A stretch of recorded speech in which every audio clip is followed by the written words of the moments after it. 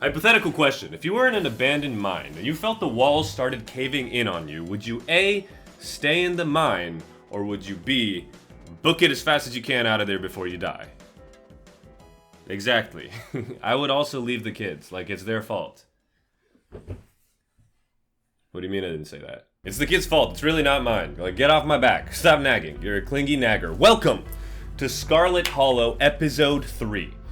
If you like mystery stories where every decision matters, this is the series for you. I've got a playlist in the description below, but if you want to jump right in, there's a recap right here. What you need to know, I kind of explained in the intro. Also, I really want my cousin to love me, but that's not going so hot. Sunshine filters in through the dusty windows of the estate as dull aches of last night's activities throb in and out of focus.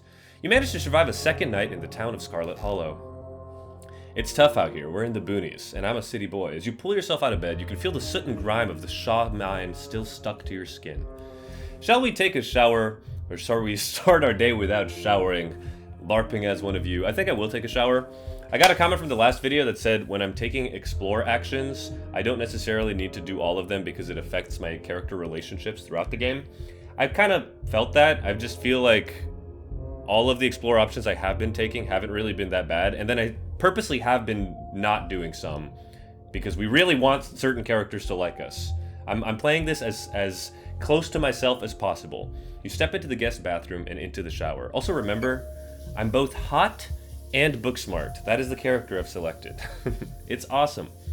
The water is hot and surprisingly enough clean. As steam fills your lungs and soot washes down the drain, you think about those two girls still buried in that horrible mine. I feel like I already kind of let that go. Think about Duke and the image of him lying there slumped against the tree with half of his head blown off. He was old, so it's really not that bad. Scrub feverishly, trying to scrape the memories from your skin as if they're a part of the dirt that coats you. Think about Sybil's warning, the worst is yet to come. Think about Wayne and wonder how many times he's watched you unseen. I would probably think about that. Remember, Wayne is the guy who no one seems to know where he is, and he's appeared in front of us twice, telling us that he wants to protect us. Think about someone special. No, that doesn't exist. My character is book smart. He doesn't have a relationship. Think about finally being out of this hellhole and safe in your own bed. I'm gonna think about Wayne in the shower. You think about Wayne and wonder how many times he's watched you unseen. You're done here. You're done here. You turn off the faucet and you dry yourself off. Time to start your day. Okay, explore. Check on the opossum that we've called Carlos. Look out the window, check on the closet. These types of things I feel like I always want to explore because it doesn't actually influence character relationships. So let's check on Carlos. Oh my god, there are two of them now. Carlos and Jennifer. Wave at them. Please get out of my dresser or pet them. I'm gonna pet them. They're gonna play dead anyway. Against your better judgment, you reach out to the opossums, hand outstretched. Oh well, it was worth a shot. Maybe now they'll leave your dresser and return to nature where they belong. Okay, now we can look out the window, we can check the closet, message my group chat with Stella and Kanika. Right, we're supposed to meet them today to go ghost hunting in some random dude's house. I could text Stella or text Kanika. You know, Stella definitely is one of our romantic interests, so we could text her by herself, but first let's check the closet. Every time you see that doll, your heart skips a beat. It hasn't moved, right? Turn back. I think it has not indeed. Now the question is... Okay, wait, we can look out the window. We don't have to text the group chat yet. You hold your breath and approach the bedroom window. After finding that boot print and viscera in the garden yesterday, you can't help but anticipate something staring back at you. It's the same view. So we turn back. Turn back to the guest room. I think that I'm ultimately going to message my group chat with Stella and Kanika because I want to keep my options open with Kanika, and I think Stella already likes us. So we pull out our phone and open our group chat with Stella and Kanika. Morning, how are you guys hoping up? I'm gonna text like myself. Last night was terrible. No, loser. What's the game plan? Probably something like that. Y'all, I actually bonded with Tabitha last night. Oh, maybe I'd actually say that. Can't wait to ghost bust tonight. Send a photo of a painted old man. No, I'm gonna tell them about Tabitha, my lovely cousin. It'll probably be a bit before you get a response. So now I'll text Stella. You pull out your phone to text Stella. Hot, thinking about you. Man, should we be in a relationship with Stella? I feel like after everything, why don't we say how you holding up? Or do you want to hang out before ghost hunting? Or we could be like kind of funny and send a photo of a creepy mascot in a grungy basement. Let's ask her to hang out. It'll probably be a bit before you get a response, so let's just head downstairs. We're not that close with Kanika, so I'm not going to text her yet. You've done everything you wanted to up here. It's time to start your day. Like I said, this series tends to not do super well on the channel. However, I'm loving it, and the people who are watching it are also loving it, so you're welcome. This channel's variety, and it's my name, so I can do what I want. You enter the kitchen to find your cousin in the midst of devouring a pint of banana chocolate chunk. She isn't alone. Okay, this must be the housekeeper. Frou Frou glares at you from her usual spot on the counter as a red-headed woman busies herself trying to tidy as best as she can. You have to imagine that fresh face in the kitchen is Janie. Tabitha did mention she comes in on Wednesdays to clean. Right. Tabitha's eyes dart to the corner of the room, almost as if she's ashamed of being caught in the act of stress eating ice cream for breakfast. You don't need to worry about it, Tabitha. I'm with you. I don't do that. No. Alright, hi, you must be Janie. I could offer Janie my boiled peanuts. Are we having ice cream for breakfast? Any updates on those two girls? Hey, Tabitha, how's it going? Hey, cuz, how's it hanging? Or stare in silence. I'm gonna talk to Janie. Maybe I could romance Janie as well. That's just how I think, baby. You must be Janie. Tabitha mentioned you'd be coming in today. That's right. I'm just here to do a little bit of cleaning. What cleaning Miss Tabitha will let me do, at least. I could have this place looking brand new, you know. Don't go making big renovations or moving anything around. I like knowing where my stuff is. Okie dokie. It's nice to finally meet you, Petit Lukey. I mean, I guess I did meet you on Monday when you popped into the diner. Janie. But seeing someone, being someone somewhere and meeting them face to face are two completely different things, I suppose. Thanks. All I'm trying to say is that it's wonderful for you to finally actually meet you, and I'm so happy that you're part of the family here to keep Miss Tabitha company with everything. That's Janie. I think I pinpointed her personality. Oh, I'm sorry, Miss Tabitha. Am I being too much again? Oh my god. Book smart indeed. Tabitha grumbles in acknowledgement. Okay, do you want some boiled peanuts, Janie? No one's taken them yet, but I'm gonna keep doing it. Thank you so much for the generous offer, sweetie, but I'm afraid I'll have to pass. I had a really bad experience with boiled peanuts once in the summer of, what was it, 17? wait, let me think, 16. No, it was definitely 17. Anyway, my husband Tulip and I were... What did you just say? Why do you still have those things? Are we having ice cream for breakfast? Any updates on those two girls? Hey, Tabitha, how's it going? Why don't I ask about Tabitha first, and then I'll ask about the girls? My men have been working around the clock to dig two teenagers out of my minds, so I'm a little stressed. Okay, Tabitha, well, we can hang out. I feel like our relationship is actually budding. Tabitha takes one last spoonful of ice cream, then discards the empty container, turning to you with her trademark scowl. I don't really know what a scowl is, if you couldn't tell. Let's get going. I've got an errand to run in town, and every time I've left you here alone, something terrible winds up happening, so you're coming with me. Okay, I'll meet you outside, cousin bonding time, or alright, let's go, but I haven't had breakfast. To be honest, the only breakfast we've been having is peanut butter and jelly, which doesn't hold us, according to the last 2 episodes. So let's cousin bonding time. Although I think we need to be a little more nonchalant with Tabitha. She's a chiller, like myself. I'll meet you outside. Given your track record, if I let you out of my sight, you'd probably just disappear into the wilderness, only to return in the middle of the night after burning down City Hall. Oh, Tabitha, you know me so well. If I'm lucky, you'll give me a call at some point between dousing the building in kerosene and lighting the match. Janie, lock up when you leave, please, and don't go rearranging anything. I'll know. As you ready to leave, Janie approaches from the far side of the kitchen. Tabitha remains between two of you, impatiently tapping her foot. Oh, Petite Lukey, before you go, I heard about what happened last night. I mean, I heard about it from Miss Tabitha mentioned it just now, and I heard it again. I just wanted to say that I'm so sorry you got caught up in that. I'll be praying for those poor kids. I can't imagine how scared they'll be. Thanks, last night was a lot. You should get out of town. I'm not going to say that. Why do you clean this place? Sorry, Tabitha's so mean to you? Why? Petite Lukey might be book smart, not emotionally or socially smart. This guy's a fucking idiot. Have you seen any weird creatures around town? Do you have any know anything about a guy named Wayne? Let's start with thanks. Last night was a lot. Tabitha shouldn't be too mad about that. If you ever need to talk to anyone, my husband is a local pastor. He's a gentleman, and he's always willing to lend an ear. He's actually been going a little stir-crazy ever since we moved here, with that nobody really attending sermons. It'd probably do him a lot of good to talk to you through your worries. Sounds wonderful, thank you for the offer. Maybe we'll see, I'm not really religious, I'm not Christian, thank you for the offer, I'd rather not. Why don't we just say thank you for the offer, and then we just don't have to show up if we don't want to? Of course, he's always ready and willing to talk with people, so feel free to stop by the church anytime, the door is always open. Why do you clean this place? That's such a stupid question, you get paid. Sorry Tabitha's so mean to you. Have you seen anyone prowling around? It's nice meeting you, but I've got to bounce. I'm going to say that because Tabitha already seems like she's a little on edge, and we don't want to push it any further. Bye, Janie. Alrighty then. Be safe out there, you two. I don't know. Maybe I could have gotten some more information, but Tabitha so far is my favorite character and the most important character to me. I think that she is the key to this mystery, And I think that her liking us ultimately by the end of the game will probably give us the best ending, maybe. You and Tabitha walk through the doors of the estate and into her car, and I'm not trying to romance her. The ride to the town is uneventful. Your cousin, unsurprisingly, more focused on the road than on making conversation. And so we arrive. All right, we're just popping into the general store for a few minutes. We know that the general store is owned by Sybil's family, aka Kanika, Sybil, and the husband that passed away. What are we doing at the general store? Let's ask that. Picking up tea from Sybil. You drink tea? Oh, neat. What kind of tea? Nod sagely. Nice. What kind of tea? I don't know. The kind Sybil makes. She makes a bunch of weird stuff. I don't know what all of it is called. Quit interrogating me about tea blends. Jeez. Shouldn't we be solving a mystery right now? After everything that's happened the past 2 days, it's nice to just go on an errand. I could say that or I could say nothing. I'm just going to say nothing. She doesn't want to be interrogated. I'm sure that she's really busy. You and Tabitha turn to the door as the general store bursts open. A flustered Kanika exits, shouting behind her. She hasn't responded to me yet, and I can clearly see that she's not asleep. So,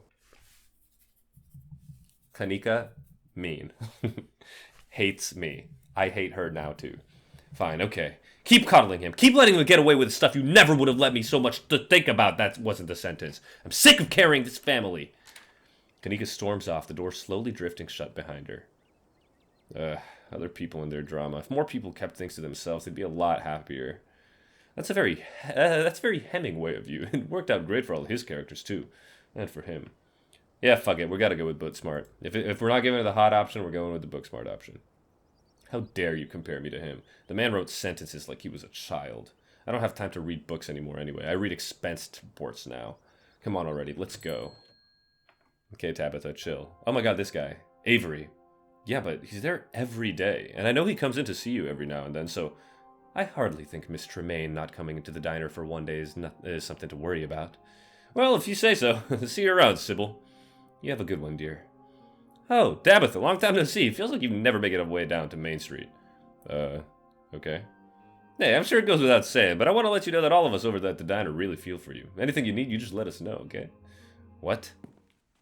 Oh my god, Miles in the back. Right, that's Sybil's son, even though Sybil looks like she could be his great-great-aunt. Avery nods politely, then leaves without saying another word. Who the hell was that? That was Avery, Tabitha, from the diner. How do you not know? He's our gay icon of the town, okay? Don't you live here? I should be asking you about the gay icons. Gay icon? Probably no one important. That was Avery, Tabitha! Okay, sure.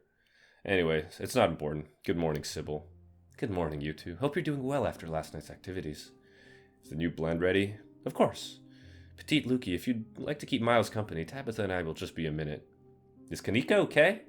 Sounds like your daughter is pretty mad at you, Sybil. Can't I go with you? I like the tea room. Can I have some tea? I'm gonna say, is Kanika okay? Of course, she just needs some time to cool down. Emotions are a little high considering everything that happened yesterday. She'll settle down soon enough. I'm glad both of my little ones made it out okay. When did you have children, Sybil? I'm not judging, but I am inquisitive. Sybil motions for Tabitha to follow, and they both disappear into the tea room, closing the door behind them with a tinkling of bells. Try and listen in. No, Miles is going to see that. Or chat with Miles. Let's see what this dude's playing. So, Miles, before you can finish your thought, you're halted by the tinkling of bells announcing another patron. Oh my god. He's beautiful. Oh, excuse me. No, that guy doesn't sound like that. Wait, you're Petite Lukey, aren't you? My name is Bo. I'm Duke's boy. It's a pleasure to meet you. The policeman told me you saw what happened to my daddy. He's right here. Your daddy? I could have saved him. I'm so sorry. I'm so sorry for your loss. Yeah, it was pretty. It wasn't pretty. Sorry, Bo. Have they found his body yet? They seem to want to pit it on me. Folks don't seem to care that your dad is dead, do they? I'm so sorry for your loss. I could have saved him. Let's go with that. Yeah, I could have saved him. I'm sorry. This is okay. My daddy and I used to say I'm strong as they come, but I still get scared sometimes out in the woods. I'm sure you did the best I could. Mom was pretty broken up about it. I'm trying to hold it together since I'm the man of the house now, but it ain't easy. Me and him was supposed to bring Big Betty to the state fair this week, but now he's gone, and as of this morning, so is she. So I suppose if I'm not going to the fair, I may as well make myself useful out in the woods to look for what's left of my daddy. You was there, right? Could you tell me where to look so I could try to find him? How did you know I was here? Of all places, the tea shop? Is Big Betty one of your chickens? Question mark. Nah, she ain't a chicken. Big Betty is our prize pumpkin. I knew it. I've seen it in the trailer for this game. She was a big lady, too. I expect she was at least 2,000 pounds. Not too easy to move something like that. Could be she rolled off down a hill, but I can't be looking for her just yet with everything else going on. It's dangerous up there. I wouldn't go poking around. If you're scared of the woods, you shouldn't go up there. You should let the police handle it. If they haven't found him yet, there's probably nothing left to find. I don't think you want to see him like that. Your dad was killed by ditchlings. They're the things that have been stealing your chickens. I mean, that's just gonna make me sound like an insane person, even though it's the truth, presumably. Have you seen anything strange on the farm the past couple of days? That's good. Let's go with that. Not really, no. But I've been awfully busy with everything that's been happening. Them chickens keep disappearing, though. I'm gonna tell him about the ditchling, see how he reacts. Maybe he believes, like Stella. I ain't never heard of a ditchling before, but whatever they are, they won't stop me from trying to find my daddy. I can't tell you where he is. It's not safe. He died on the northwest edge of town off the Asgina Trail. I'm gonna tell him that. He might think that I'm lying. But like every man, he died on the Asgina Trail, baby. He died on the northwest edge of town off the Asgina Trail. I mean, the thing is, though, he's going during the day. I feel like it's not as scary as night. Ditchlings seem to be nocturnal predators. Although we did see one during the day yesterday, so maybe I completely lied to Bo. Thank you, Petit Lukey. I appreciate you trying to help us out. I don't rest easy knowing he's out there somewhere, all by his lonesome. And please tell Miss Scarlet I'm sorry about her mama. Scarlet. Okay, yeah, that's Tabitha. Tabitha and Sybil are still in the tea room. Your phone buzzes. Oh my god! Hey, I overslept. She doesn't capitalize anything. I love her. Still gotta make myself breakfast. Meet at the library after and figure out plan. Also, oh my god, you gotta tell me about it. The Tabitha bonding. The last thing I need to hear is anything that humanizes that woman. Dude, Tabitha, I mean, Kanika, chill out, man. She's my cousin, okay? We're blood. And then it buzzes again. Hey again, lol. If you want to come over for breakfast, would honestly love to hang out. Tabitha sure is taking her time in there. Go after Kanika, swing by Stella's. Go to the diner to see Avery, or wait for Tabitha. I mean, I'll come for breakfast, but I do want to wait for Tabitha. How long can this take? Miles, do you want to talk, dude? Your cousin will probably be back any second, and it's best to just stay put. You and Miles share an uncomfortably long moment of silence as Bo continues to shop. You doing okay, buddy? Sorry about your friends. You and Kanika don't seem to get along. I'm not asking about that. How are your dailies going? Oh, yes, we can ask him about the game. We're yelling to the tea room. Hurry up in there! We could yell. I'm going to ask about the dailies. They're fine. Polls have been trashed, though. Welp, okay, that was a good talk, Miles. Fuck you. Can I fight him? You and Kanika. Sorry about your friends. You doing okay, buddy? Let's do you doing okay, buddy. I like to patronize minors. I've been better. This week kind of sucks. Miles returns to his phone. Okay, you don't want to talk. It's fine. I can still go to breakfast. Tabitha bursts out of the tea room, tucking a pouch of herbs into her coat as she walks. She looks up at you in surprise. Wow, you actually stayed. I kind of expected you to go running off the instant I left you alone. And miss out on cousin bonding time? I need to stop doing that in every video. I feel like this past month, it's only been, jokes. Keep going? Okay. I'm too scared of you to do that. Yeah, I'm not eager to leave your side after the past couple of nights. Family is important. I'm not just going to ditch you. I'm going to say that this time. Although, cousin bonding time is a Luca answer.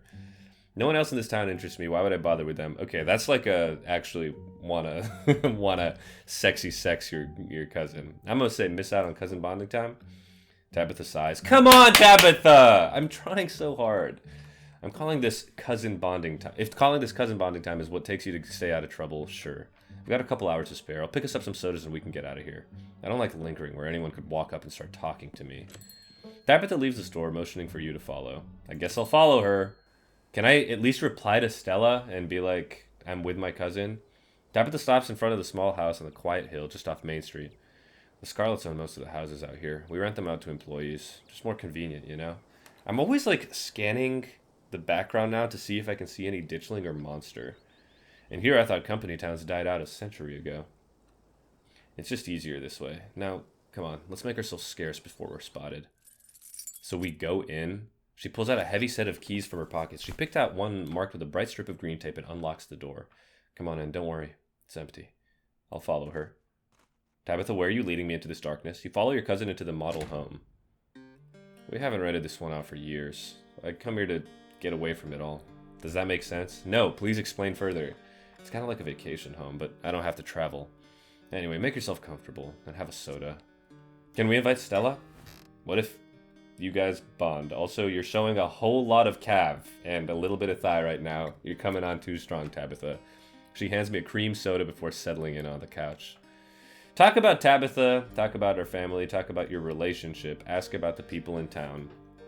So that ghost hunt thing is still happening. I mean, I'll go later, but why don't we explore? Let's talk about our relationship first. Let's ease into everything else. I can't believe we're actually hanging out. What kind of things did Perlan tell you about me and my mom? What do you really think of me? Ooh. What if we go with that so that she lets us know what direction I have to take my options in? But let's start with, what kind of things did Perlan tell you about me and my mom? I want to see if she says anything. I don't think you want to know. Perlan was a gossip, and she was always at her worst, talking about family. What do you really think of me, then? You're better than asking me for validation. I'll say that much. Okay? I can't believe we're actually hanging out. I'm not gonna keep pushing her. She's, like, drinking this cream soda as though it's like a vodka, so she's clearly depressed. You're a better person than you let on. I'm really glad I came up here. I'm gonna start with that. Yeah. Me too. And then she smiles. Boom! I'm fucking in, baby! Look at that smile. Brights up the world. Let's talk about Tabitha. Can we try some of that tea you picked up? It smells nice. Do you ever get to travel? Do you like living here? Do you actually like running the mines? Why do you come here? Which she just told us. Do you actually like running the mines? No, but it has to get done. I've had years of Perlan drilling that into my head. I can't trust anyone else to do my job, and if I don't do it, this entire town falls to ruin. You could always just give the mines to me, like trading places sort of thing. Hell no, I'm not focused on the mines, man. What if we moved here after everything's said and... What if I moved here after everything's said and done?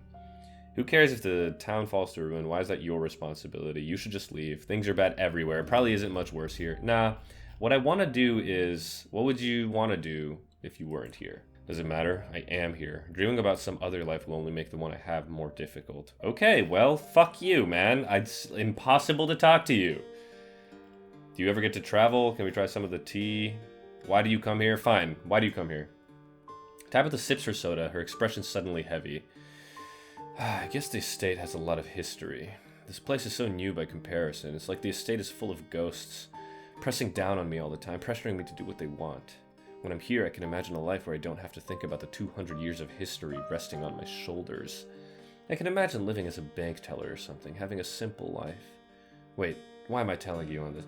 Why are you telling me all this? You love me, girl! Stop asking all these deep questions. It's not like you care, anyway. I do care, Tabitha. I don't. But for the sake of the game, I do. Stop acting like you don't want friendships. I like knowing people's deep, dark secrets. Hug Tabitha. No, she's not huggable right now. I feel like that's crossing a boundary we haven't gotten to yet. I'm gonna start with, I care, Tabitha. You shouldn't. You don't even know me. Well, I'll return then. How about I, ask about the people in town, then. I know I've already asked, but now that we're hanging out, can you tell me what the deal is with you and Stella? I do want to know. Do you want me to try and get you in with Kanika? We're not close with Kanika, and I don't think Tabitha cares. You had some harsh things to say about Oscar last night. Do you really believe what you said? What do you think of Avery? What's going on with Wayne? Do you know Sybil well? Why did you hire Janie? Or the police are really on my ass. There's a lot to ask here. She already knows that we're friends with Stella, and that we like kind of care about her as well, so I'm gonna explore this. I know I've already asked, but can you tell me what the deal is with you and Stella now that we're hanging out? Alright, fine. We were close in high school. Score again, dude. Really, really close. We'd have sleepovers a few nights a week, spend all night watching monster movies and eating chips, and... Anyway, Perlan didn't like her. I'd always have to lie and say I was going over to her place to study. When we graduated, it was impossible to see her anymore. There were no more excuses to go study, and I was too busy learning the ropes at the mines. Perlan made sure my every waking minute was occupied. I didn't have time for friends. But I never needed friends before meeting Stella, so it was easy enough to slip back into that mindset and try to move on. This sounds like an old novel about two very good female friends. Okay, book smart it is. This sounds like an old novel. I can see your biography now. Tabitha Scarlet and Stella Richmond never found men to marry, so they lived out the rest of their days together. As gal pals. Exactly. Gal pals. Except I would never have a roommate. And that ship has sailed anyway. Do you want me to try to get you in? Okay, we've read all of this. What should we ask? I'm gonna go with why did you hire Janie? Because Janie said she could clean the whole thing, but for some reason Tabitha doesn't want the entire estate to be cleaned. Probably because there's that secret wing or something. Perlan hired Janie. She was my babysitter before she started cleaning the estate. Oh. Okay. I really want to ask about Wayne. I feel like if we ask about Wayne, she might be a little rough around the edges because they were dating. But I need to know for my own sake. I mean, Wayne is clearly on our side, so I'll ask, whatever. He's been following me. There we go. I think there's something wrong with him. Wayne? As in Sam Wayne? I don't know who you think is following you, but it can't be him. Sam Wayne wasn't a creep. Sorry, it's a bit of a sore spot for me. I'd rather not talk about it. Tabitha the man is stalking me. I'm not going to say that. Come on, you can trust me. At some point this week, you're going to have to stop brushing off everything that's happening around town. Alright, found. Okay, boundaries respected. Come on, you can trust me. Boundaries respected. At some point, you're going to have to stop brushing off everything. You can trust me, Tabitha. Come on. Fuck it. I'm going for it. Look, I trust you, but this isn't about trust. Some things just don't need to be dug up. Okay, fine. I'm so fucking pissed about this, though. Fine. What do you... Now, tell me about Oscar. Why not that? Do you really believe what you said? I do. Some people shouldn't have kids. Okay. Do you know Sybil well? Everyone in town knows her. But I don't know if anyone actually knows her well. You want me to try to get you in with Kanika? I mean, like, all of these explore options... What is wrong with me clicking them? It's not like she's gonna hate me for asking, what do you think about Avery? Who?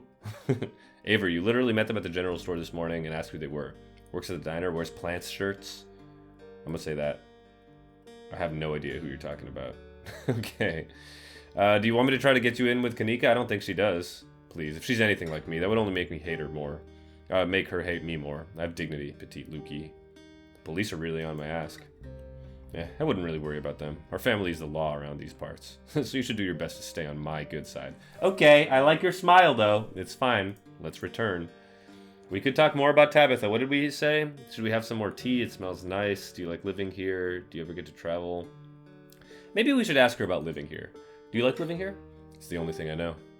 I mean, you visited other places, right? I've seen that blowing rock mug in the kitchen. You don't need to have lived somewhere else to know if you like it here. Yeah, why don't we say that?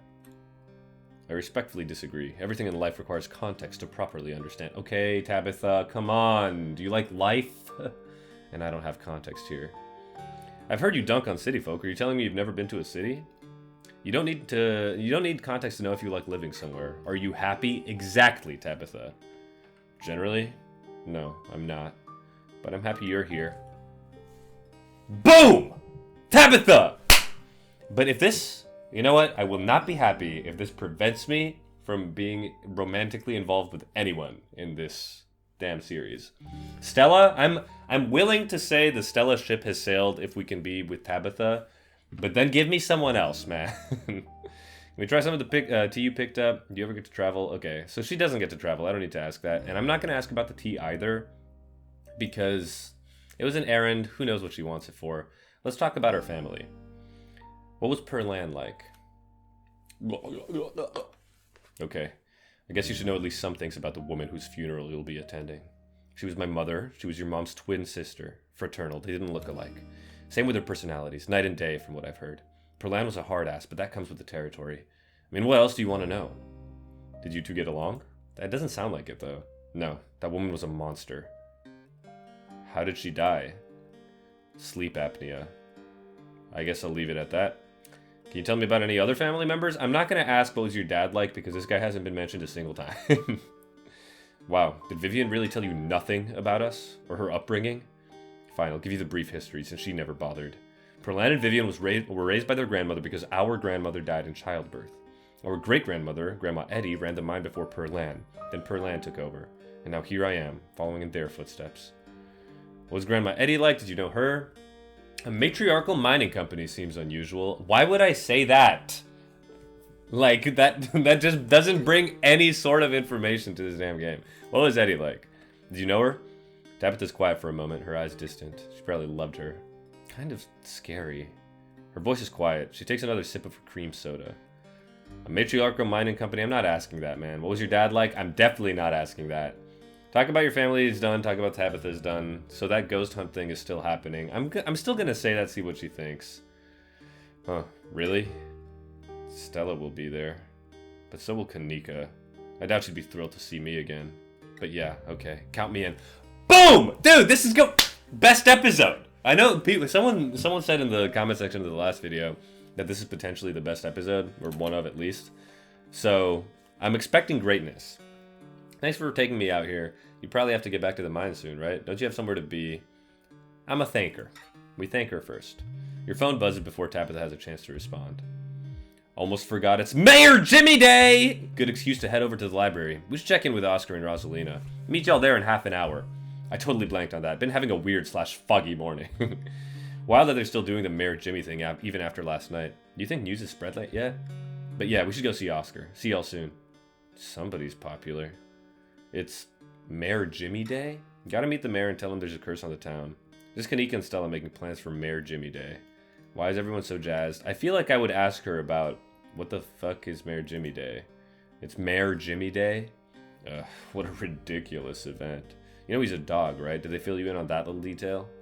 Oh yeah, I think that they did mention that. That's so fucking stupid. If your town has a dog that's the mayor, that's not a town, dude. I'm sorry. We haven't had a human mayor in Scarlet Hollow since at least the 1900s. We've been a dog mayor town since then. Why? I don't get it. This sounds so American to me. Tabitha takes another sip of her soda, smirking. Everyone knows our family. It's our family that holds the power in this town.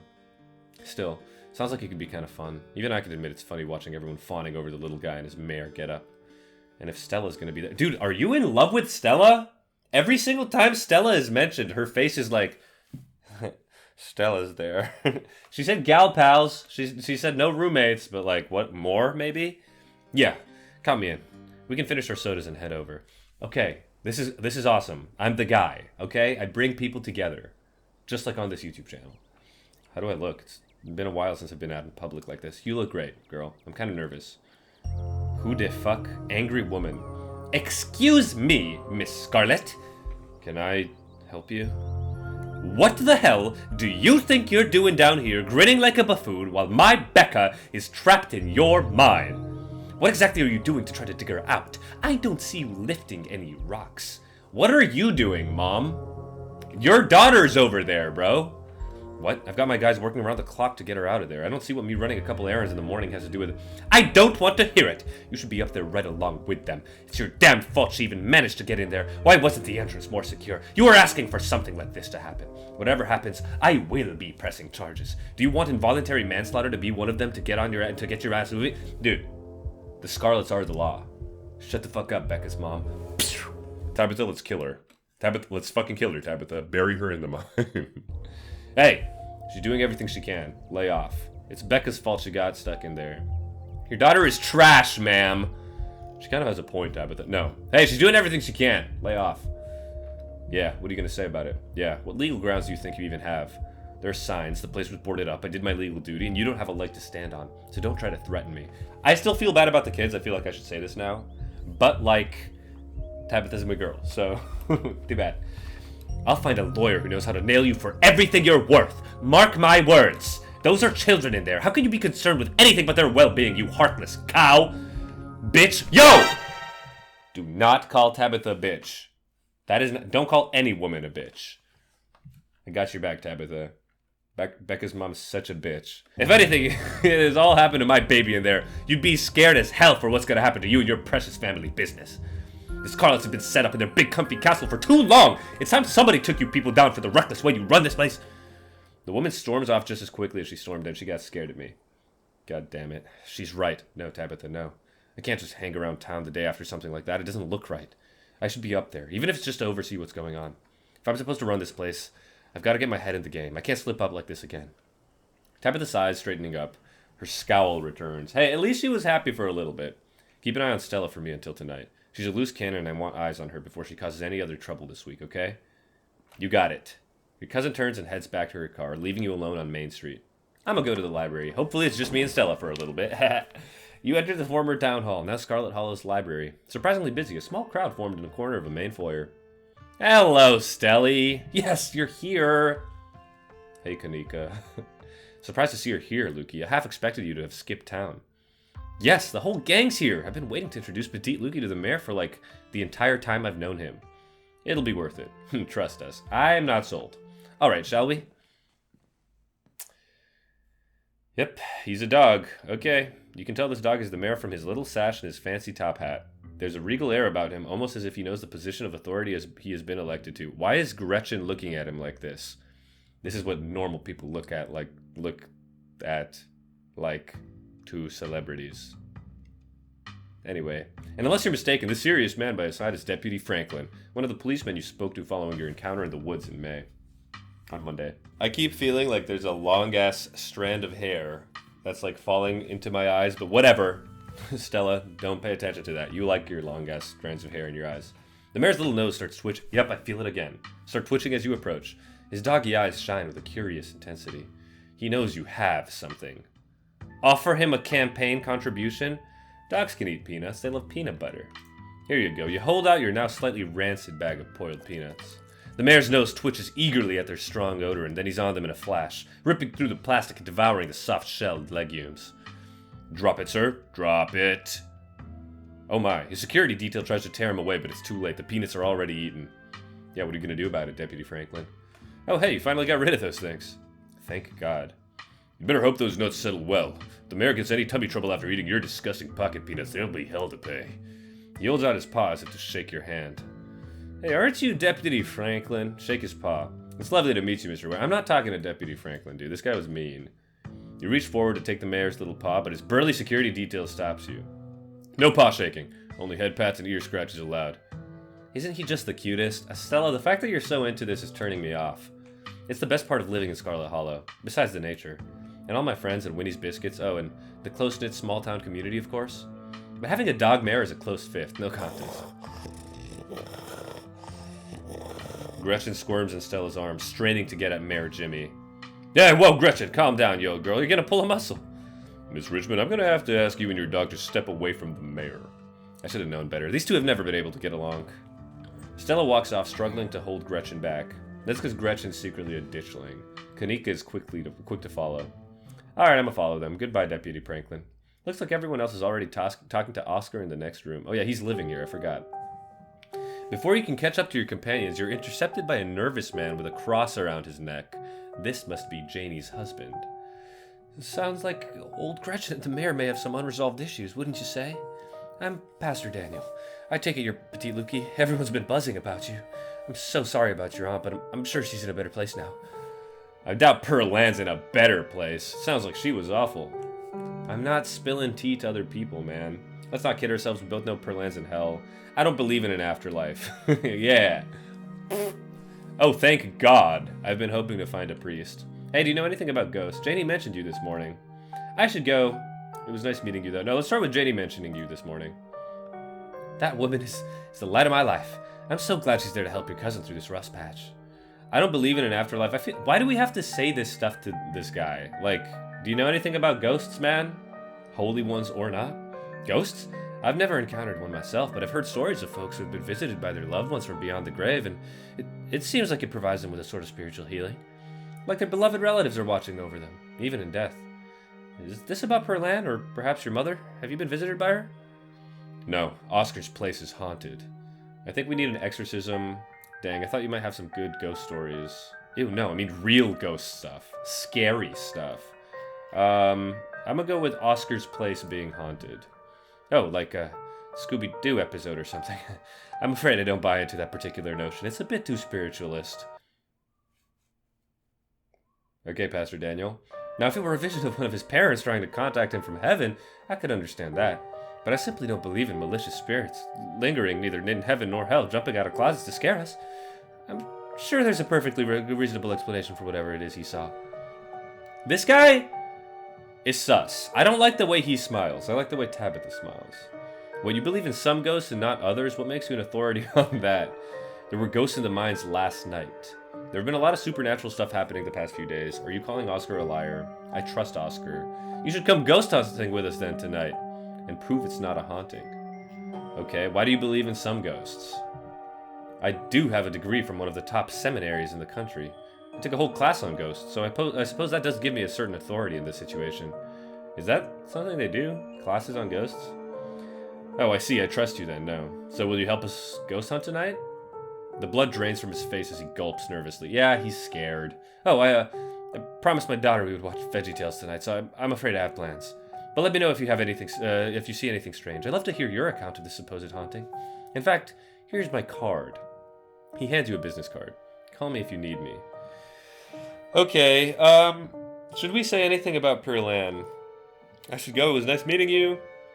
Back off, preacher man. I ain't buying what you're selling. Remain silent. Like, I mean...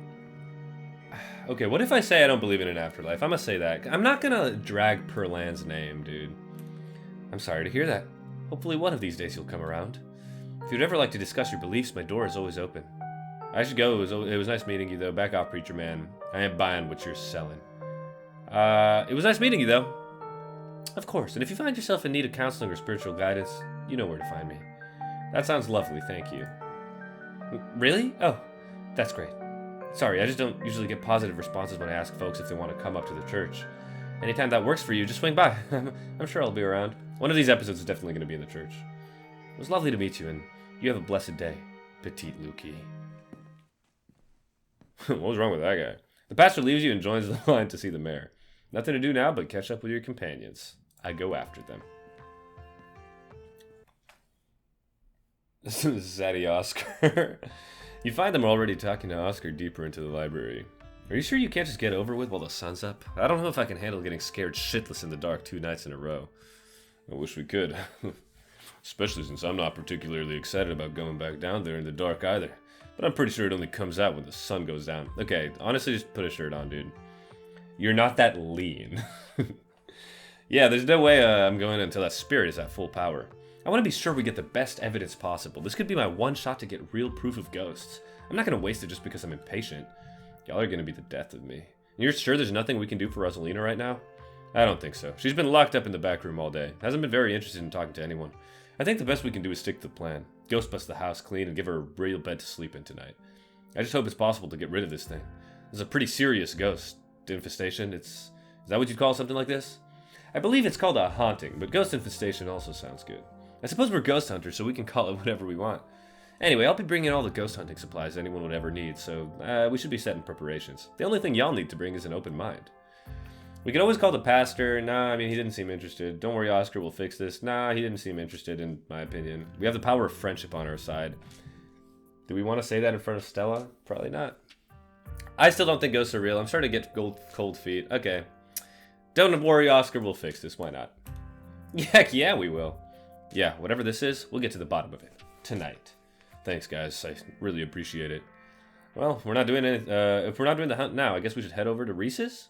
Oh yeah, Petite Lukey. We made dinner plans with our pal Reese yesterday. I'm sure his mom will be totally fine with an extra guest. Will she? This must be the doctor. The doctor we met in the last episode. Dr. Joan. Can't remember what her last name was. Absolutely. And maybe we can even get him to come ghost hunting with us. Isn't he sickly, though? Tabitha did ask you to keep an eye on Stella. Dinner is an easy way to do that. I'm gonna get back to it. See y'all tonight. Alright, Gretchen, stop looking at me like that. Can you tell that I'm in love with Stella? Time to go. So, I finally met Pastor Daniel, 3 dots. Oh, before I forget, I invited Tabitha to come ghost hunting. I'm gonna do it. I'm gonna do it. Kanika, don't be mean. You invited her, even after last night? Of course you did. I mean, if anything, I thought she was actually pretty helpful. Stella, last night was a disaster. For all we know, Tabitha just escalated things. Kanika sighs. Dude, Kanika, chill out, man. I'm not liking Kanika. Alright, it happened. Let's not get into it. Okay, fine, Kanika, I like you more now. If we're lucky, she'll be too busy at the mines to even show. Aw, don't say that, Neeks. If we're lucky, she will show, and the two of you will finally get along. I like that, Stella. So I finally met Pastor Daniel, though, guys. It was only a matter of time until he tried to pull you aside about grief counseling. When my dad died, I had to ban him from the general store for a week. He wouldn't stop leaving these pamphlets at the checkout. I don't know where he finds so many. Everyone should be nicer to him. He seems like a good man. No, he seems so sus. Me. Y'all are right, his vibes were bad. Yes. He and Janie keep trying to make me go to church. That's all I have to say, really. I met him. He's been met. I have no opinions on the man. Nah, that's probably right. Oh, really? I always thought he makes a memorably skin-crawling first impression. Fuck.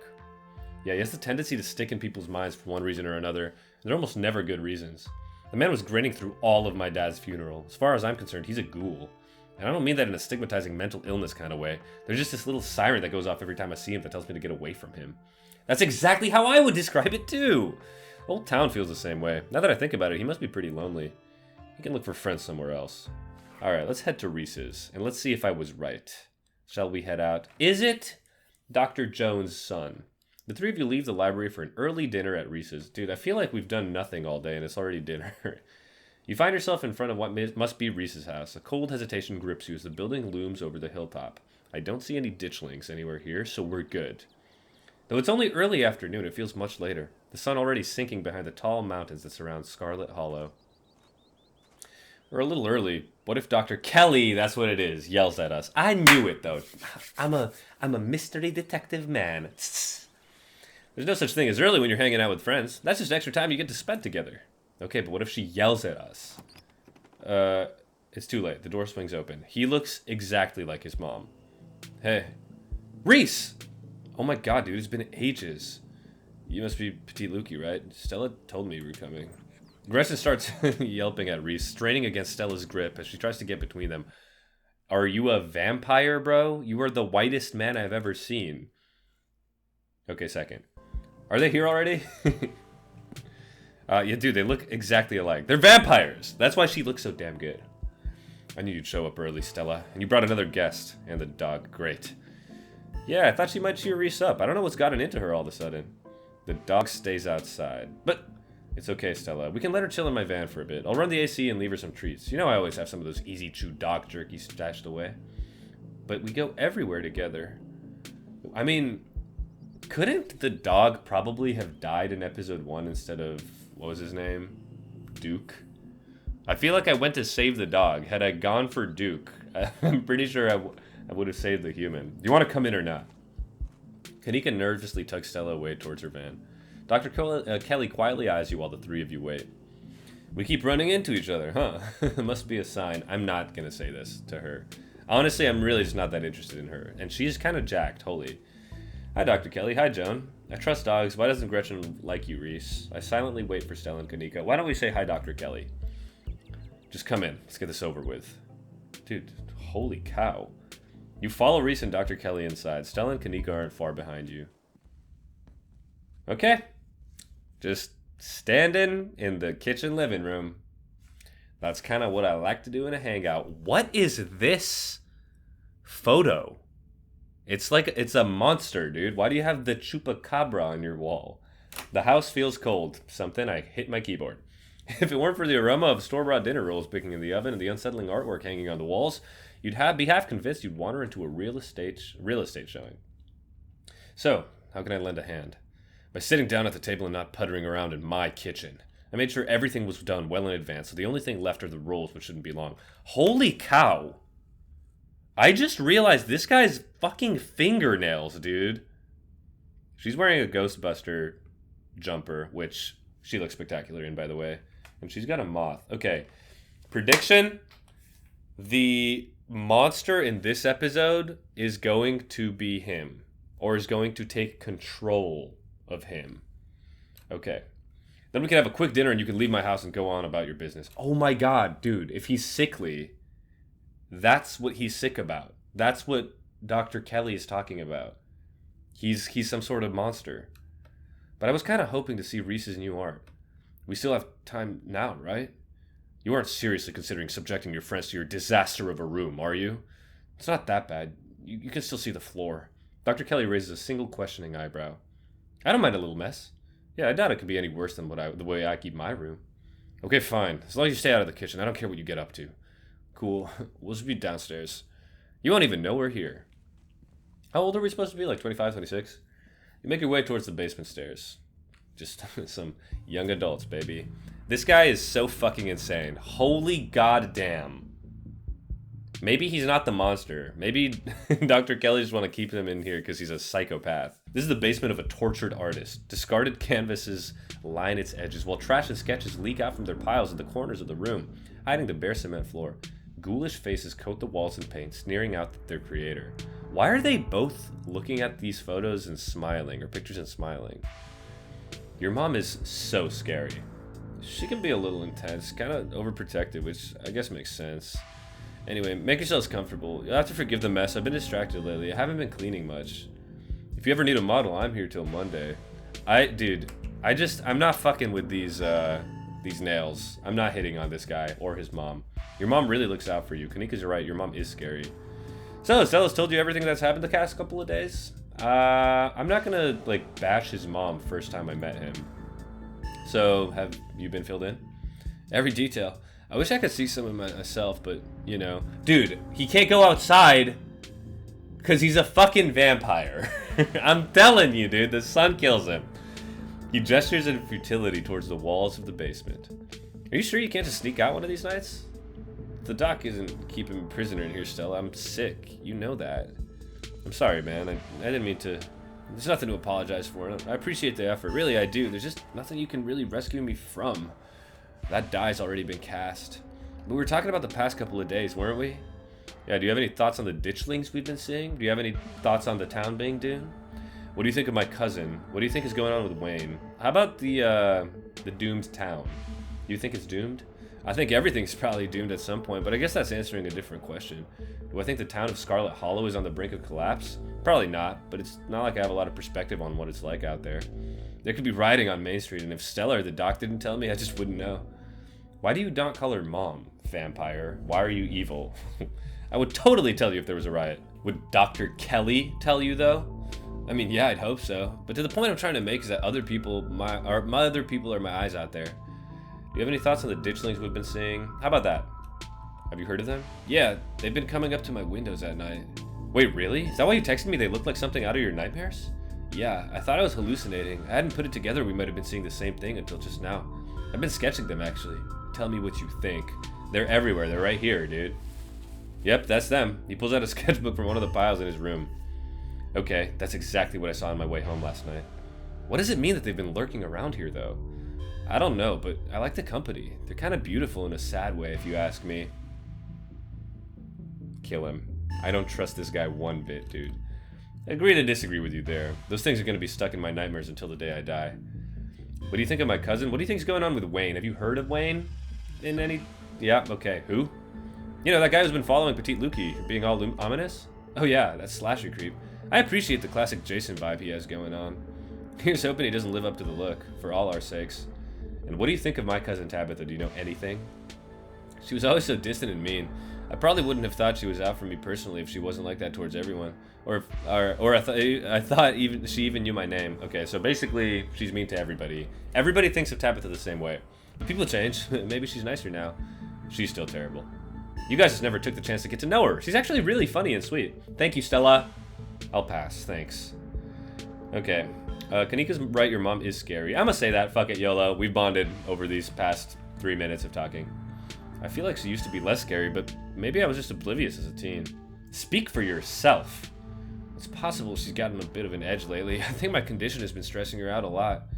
It used to be something she thought she could fix, but I think she kind of accepted that it's just something we have to manage. But even if she is a little harsh, she means well. She's looking out for me. Yeah, they didn't even say what he has. I know you think you need her, but there are plenty of people out there who'd love to dote on you. I'm not gonna do that in front of Stella. Come on, dude. I think I like Stella the most still. I guess that makes sense. She's probably just worried about you and doing her best. She's controlling. She's kind of hot. She's probably worried about you and doing her best. I'll say that. Are you sure it's not just that I did something wrong and she's never forgotten it and will hold it against me until the day I die? Actually, Kanika, I think she admires you. She says you have a good work ethic and she has a lot of respect for people like that. Really? She said that? Whoa, then I can't imagine how mean she must be to the people she doesn't like. I think she's usually nicer to them. That's how you know you're really messed up. What about me? Did she say things about me? Do you want to know? Well, when you say it like that, no. I'll just keep imagining us as very good friends. Your whole situation's got to be rough. What are you sick with? Your art. That's quite a movie collection you've got. Got any Rex? So you three go way back. Should I ask what he's sick with? I don't really care if he likes me or not. I'm gonna do it. I don't care. Even though everybody just looked. Jesus, Petite Lukey, coming right in with that one? We don't have to talk about your illness, Reese. It's okay.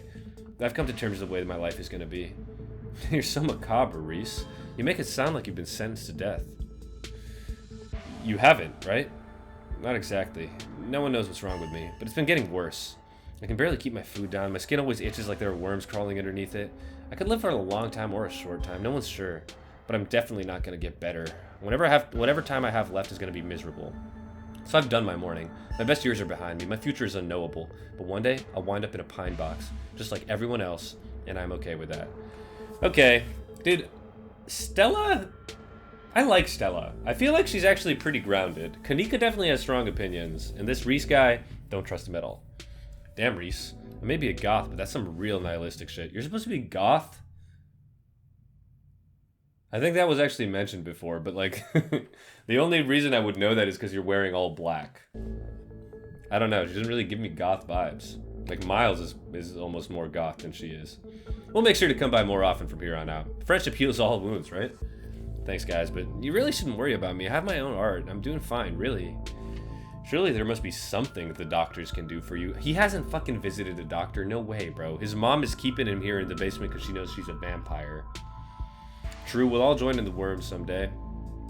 We just gotta make the best of what we got. What's your diagnosis, though? I'm not gonna keep pushing. Okay, say nothing. Your art, that's quite a movie collection, so you three go way back, huh? I'm gonna say that. Almost to the womb. School here is a tiny K through 12. Not exactly a one-room schoolhouse, but far from it. But not far from it. We're lucky we actually got along as much as we did. Some kids weren't able to make any friends their own age. They just happened to be born around the same time, as some real jerks, and were stuck with them throughout their whole school career. Poor kids. Not that we were free from dealing with jerks, like a certain Scarlet I could name. Okay, she was a little rough around the edges, but she was pretty friendly when you got past that. Maybe to you. The way she used to look at me, you think I'd roll in something foul every morning before school. Same here. Though to be fair, the feeling was more mutual between us. She deserved it, though. Okay, can I say something? Like, hey guys, I actually like my cousin. I agree with Stella. You want to come ghost hunting with us tonight? There'll be a lot of garlic and sunshine, ? Oh wow, you think you'd be down for that? We'd love to have you. That'd be so amazing, but I haven't had the best luck leaving the house lately. Even just walking to town is enough to put me in bed for a week. It sucks. But make sure to bring your camera, Stella. I want to see everything that happens. I must say your art. That's quite the movie collection. Yeah, your art. I gotta ask about this. Real Goya Black period vibes with a healthy dose of Beksinski. Yeah, I knew all of that also. Thank you, I think. Yeah, that's a good thing. Don't fucking pretend like you know, Kanika. Then thank you, I really appreciate it. To be honest, I don't know much about art history. It's not exactly a popular subject in tiny K through 12 rural schools, so my arts education was lacking. I'm working in the dark as far as an influence. And you're doing great, man. You know, you could get a real following if you ever posted these online. Just saying. Yeah, you totally could. Nah, I think I'm okay. Sticking to sparsely populated late night live streams. That's all the social media I can handle. I don't know how you do it, Stella. Having to exist in front of all these people all the time. Knowing some version of you lives in their heads. Knowing they expect something out of you that you might not be able to give them. Okay, but if the only time you put your art on display is a live stream during ghoul hours, when am I going to be able to see what you've been working on? Visit him, Kanika, you genius. Tell you what, when I die, I'll leave you my paintings. Then you can see them all. And maybe they'll be worth millions since I'll be dead. That's not how it works. I'd be able to rest easy knowing someone had retroactively given my life value. That's quite a movie collection. Okay, we're just asking Reese everything, except for flirting with him. Got any recs? Let me think. Oh, have you heard of Shinochi, Deathblood? I saw that for the first time recently and it blew me away. Excellent example of both Japanese horror and found footage done right. Maybe we could do a movie night together later this week. Is your mom gonna let us? I don't see why she wouldn't. It's just a movie. Oh my god, yes, we haven't had a movie night in years. Alright, I'm gonna remain silent. Reese's mom shouts from the kitchen. I fucking called it. I knew it would be time right now. Dinner's on the table! I guess that's it for catching up. Alright, what did you make us? Blood pudding? Dr. Kelly? Make sure you wash all your hands. With soap. I don't want anyone sharing their germs. Sure thing, Doc. Yes, ma'am. I'm allergic to soap and can't wash my hands. Are you allergic to water? Yes, ma'am. She looked at me like I'm a fucking moron again. You make your way towards the sink, but are stopped in your tracks by the pull of an odd door at the end of the hallway. Why are we so, like, enamored by doors? This is the third time this has happened. Obviously, there's some thematic thing going on. What was the first one? I think it was the Forbidden Wing in episode 1. Then it was obviously the Mine Shaft in episode 2. And then here, what do we got? It feels out of place. Like you've accidentally wandered into a different, older house. But more than that, you feel something radiating out from behind it, something dark and cold. Something that reminds you of the dusty tunnels you narrowly escaped last night. An oppressive hum beyond your hearing fills the air, and you feel strange. I'm walking towards it again. You're compelled to approach the door. You're drawn in, as if hypnotized. Open the door, open the door, open the door. Dude, look how many options. Which one should we do? I'm gonna do the last one. You already know. Okay, fine, second to last. Before you know it, the doorknob is turning in your hand, your heart full of both deep dread, and a compulsive need to know what might be on the other side. What do you think you're doing? Well, there's something compelling about this door. No. I need to see what's behind this door. Looking for the bathroom, nothing. I need to see what's behind this door. No, you don't. You need to wash your hands, eat dinner, and then get out of my house. Return to the door. You won't let her interrupt you. You need to know what's behind this door. No, you don't. Come on, wash your hands and sit down. Dr. Kelly, you're hiding something, and I don't like it. She grabs you by the shoulder, yanking you away. You do as she says, cleaning up under her watchful eyes and allowing you yourself to be ushered back to the table and away from the door. Blood pudding time. Or bread and salad time, and maybe spaghetti. Dinner is already laid out. Dinner rolls, spaghetti, and a light salad. Kanika anxiously picks at her food. Stella is nervously talkative, and Reese is suddenly quiet and tense. His shoulders tight as his mother perches on the chair next to his. Dr. Kelly eyes all of you with a sharp, fierce gaze. This is a really cool art scene. It looks ominous, you know, and dusk is coming. Everyone seems a little uneasy. You know, the bread rolls are here. So that's a lot of bread rolls. I don't want that many carbs. My ultimate theory, though, is that the Scarlets are connected somehow. I mean, it's pretty obvious. Connected to, like, the evil that's going on in here. But that's why we are specifically so drawn to the doors and the evil and the spirits. It's not like Stella is. She sits opposite you at the far head of the table, her features silhouetted against the light of the setting sun in the window behind her. That means I'm on the other head of the table. Booksmart. She's the town doctor. This dinner might be a good opportunity to question her about recent events. Okay, I mean, her being a doctor doesn't mean she knows anything, nor does it mean she's intelligent. Trust me, I have friends. Pills. She slides a few tablets toward Reese. He obediently swallows them. This is excellent, Dr. Kelly. Is the pasta sauce homemade? No, it's from a jar. I work too many hours to make my own pasta sauce. Well, you have excellent taste in brands. And if you ever want any tips on easy home-cooked pasta sauces, you know No thanks, Stella. I have the internet if I need recipes. Thanks again for having us, Dr. Kelly. We really appreciate it. Have you heard of a factitious disorder by any chance, Dr. Kelly? Of course I have. I went to medical school. What's factitious disorder? Silence falls over the dinner table.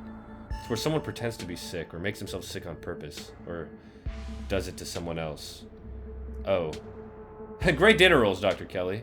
I didn't make them. I just put them in the oven. The silence returns. Seconds feel drawn out like minutes. Aside from Reese's mom staring down the table, nobody's making eye contact with anyone else. Really? What about right now, viewer? Explore, There's no need for everyone to be so tense. Everything's okay. We're all just here to have a nice dinner. Absolutely. Let's do this. Speak for yourself. Doc, really, it's fine. Why don't you call her Mom? Is it? Or am I being interrogated in my own home by a guest I met yesterday? In Petite Lukey's defense, a lot of awful stuff has happened the past couple of days, and there are a lot of lingering questions.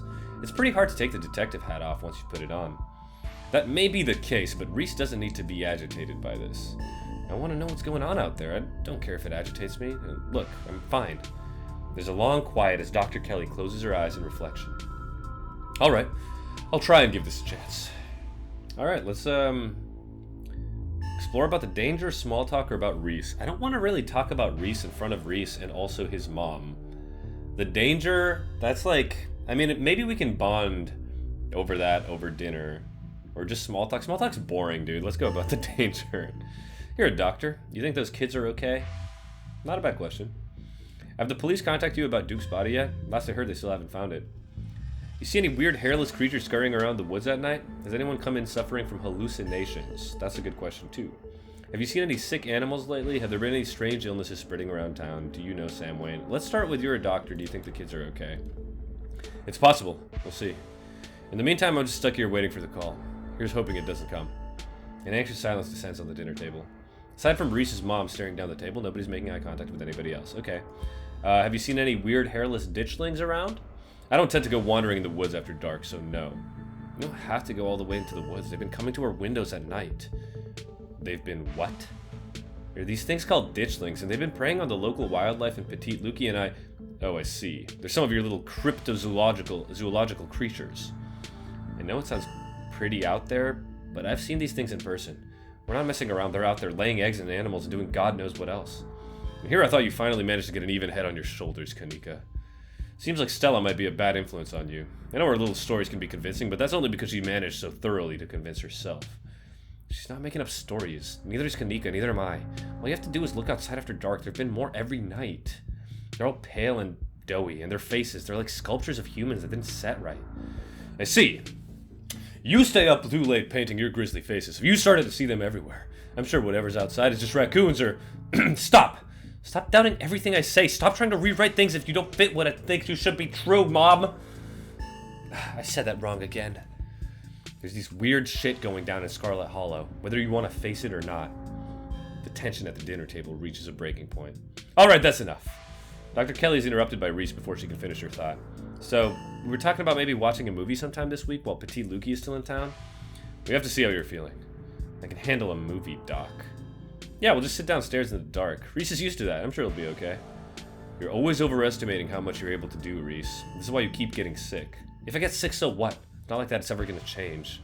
I'm sick every day. I'm not getting better. I don't want to spend the last few miserable years of my life holed up in the basement alone just because seeing my friends have been deemed too strenuous. I'm an adult, for God's sake. I can't believe I have to ask for permission from my mom just to have friends over. Reese stops mid-sentence, wincing in pain and wrapping himself in his arms. Okay. Go time.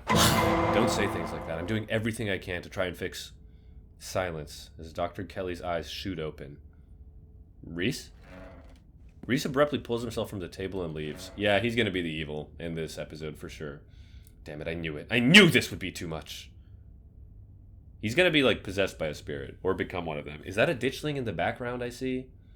In the painting? Everyone get out of my house, please. Just leave us alone. Stop trying to interfere with his life. All it does is hurt him more. But we can't just leave him like this. Now's when he needs friends the most. No, now is when he needs me the most. I am his doctor and his mother. I know you care about him. I know that, and he knows it too. But all any of you would do is get in the way. So just leave. Please. I mean, it can't be easy on her either, but I'm waiting to reserve judgment until I see what is going on with Reese. Don't think I don't know something's up here. Don't think we don't know something's up here. We have stuff to do anyway. He seemed fine before dinner. Sorry, we'll get out of your way. I'm not going to drag Stella and Kanika into this, so I'm just going to say it myself. I'm going to call people out.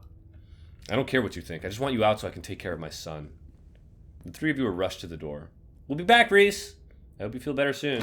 Oh, I guess it could be the ghost thing that is happening in this episode. Dr. Kelly shuts the door in your faces. The click of a lock signaling the end of your dinner at Reese's. Factitious disorder. You really think Reese's mom is making him sick? If she is, I swear to God, she wouldn't. That's just so horrible. Who could do something like that to their own kid? And for so long? No, there's no way. You're all barking up the wrong tree. It seems far-fetched, and it's definitely rare, but I don't think we can rule that out. Something weird happened when I went to wash my hands. It was like I was forced to try and break into the clinic. Okay, so the clinic and then the mind, that's where we are compelled to do things. So probably, I mean, what could be behind there? Some, like a fucking portal? Forced how? It was like something was making me go there. I wonder, was it like that carving in the pit last night? Before you had that seizure, it was kind of like you were hypnotized.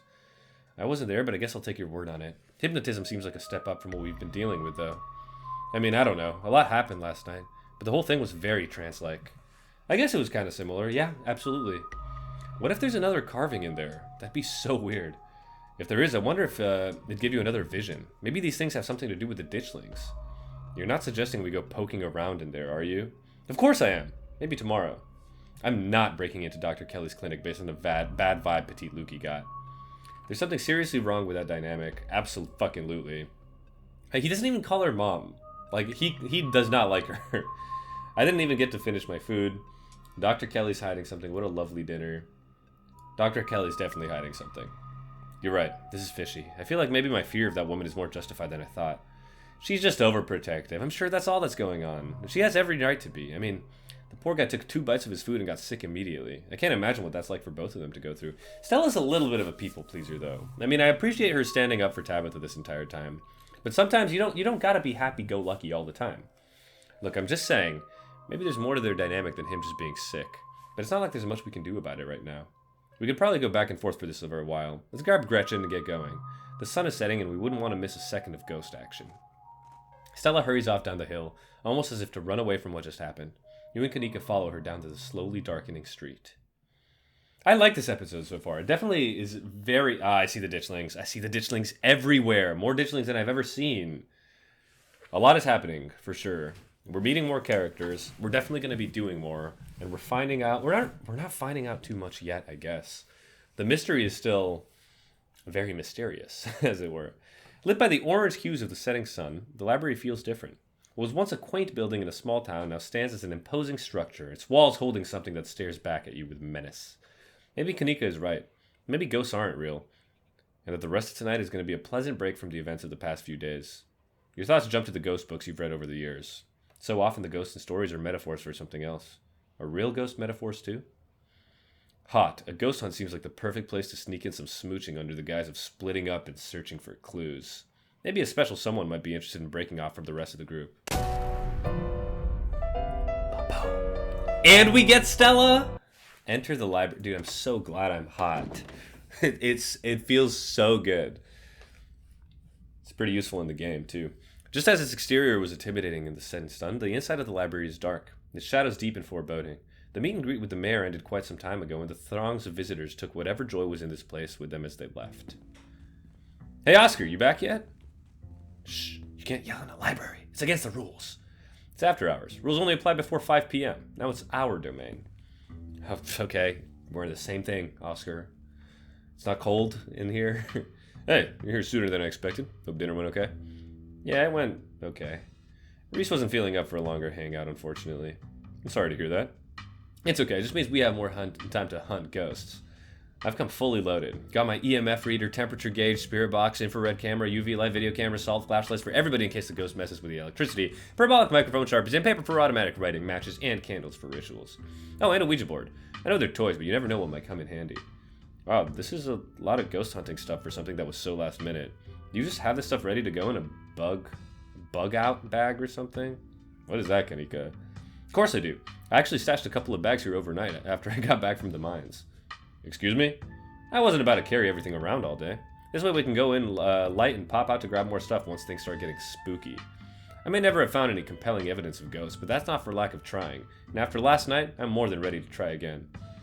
This whole town is one big supernatural death trap. Low-key, yeah. I mean, I feel like if, people had been living here this entire time, they should be telling us, like, oh yeah, actually it's been supernatural this entire time.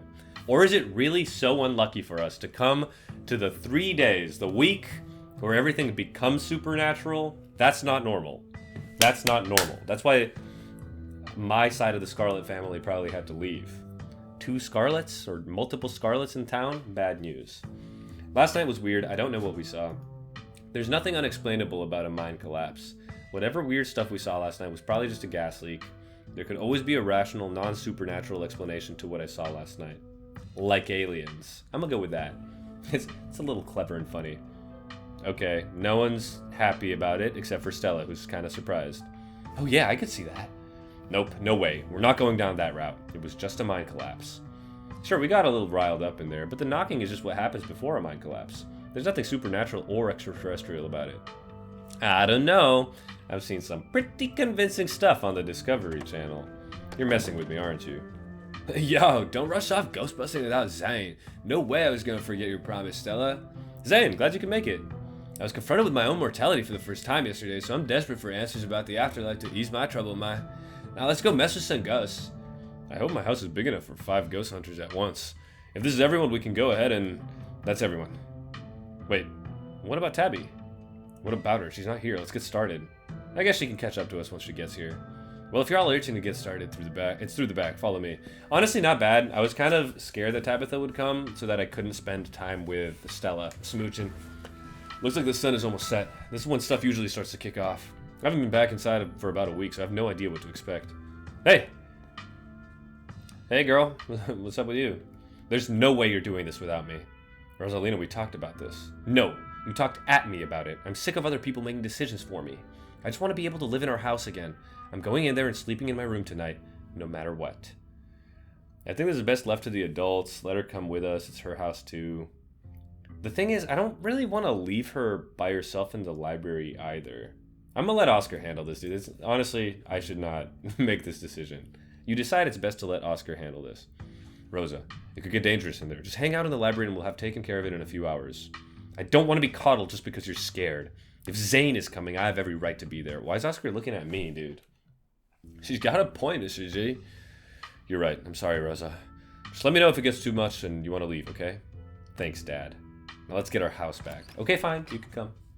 It's all good. I'll cross over to the threshold and enter Oscar's living room. Family photos line the walls and a stack of books sit comfortably on wooden furniture. What have we got here? Looks like you're a cat guy, or are those two rabbits kissing? Okay, pictures of yourself. Pictures of yourself drawn by your daughter. Egotistical man. Ditchlings around here. Religious. Gotcha. Now I know everything about him. You can imagine long winter nights reading by the fireplace without a care in the world. Okay, why was that book smart? Anyone could imagine that. Okay, looks pretty normal for now. I don't remember that picture being on the floor, but that could be non-supernatural. None of my equipment is picking up anything around the picture. But I'll set up a camera in case it falls again. It could be important evidence. You might want to save your cameras for Rosalina's room. That's where I've seen the ghost manifest. It's just down the hall. Oscar and Kanika startle as the door swings open. Seems I made it just in time. Dang it.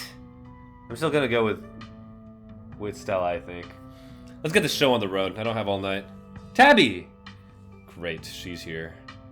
Wow, Petit Luca, you really brought the whole gang together today. I have every right to be here, Kanika. My family built this place, you know. Yeah, I know. We all know. Lukey, what made you think inviting her was a good idea? She's my cousin. She wants to make sure I don't get hurt. What? I like her. We're friends. I like her. We're friends. Exactly, Tabitha. Smile. Really? Yes, Kanika. Yeah, so what? Like it's weird to be friends with your cousin? Wow, Petit Lukey, do you have any idea how hard is it to get these two in the same room? This is amazing.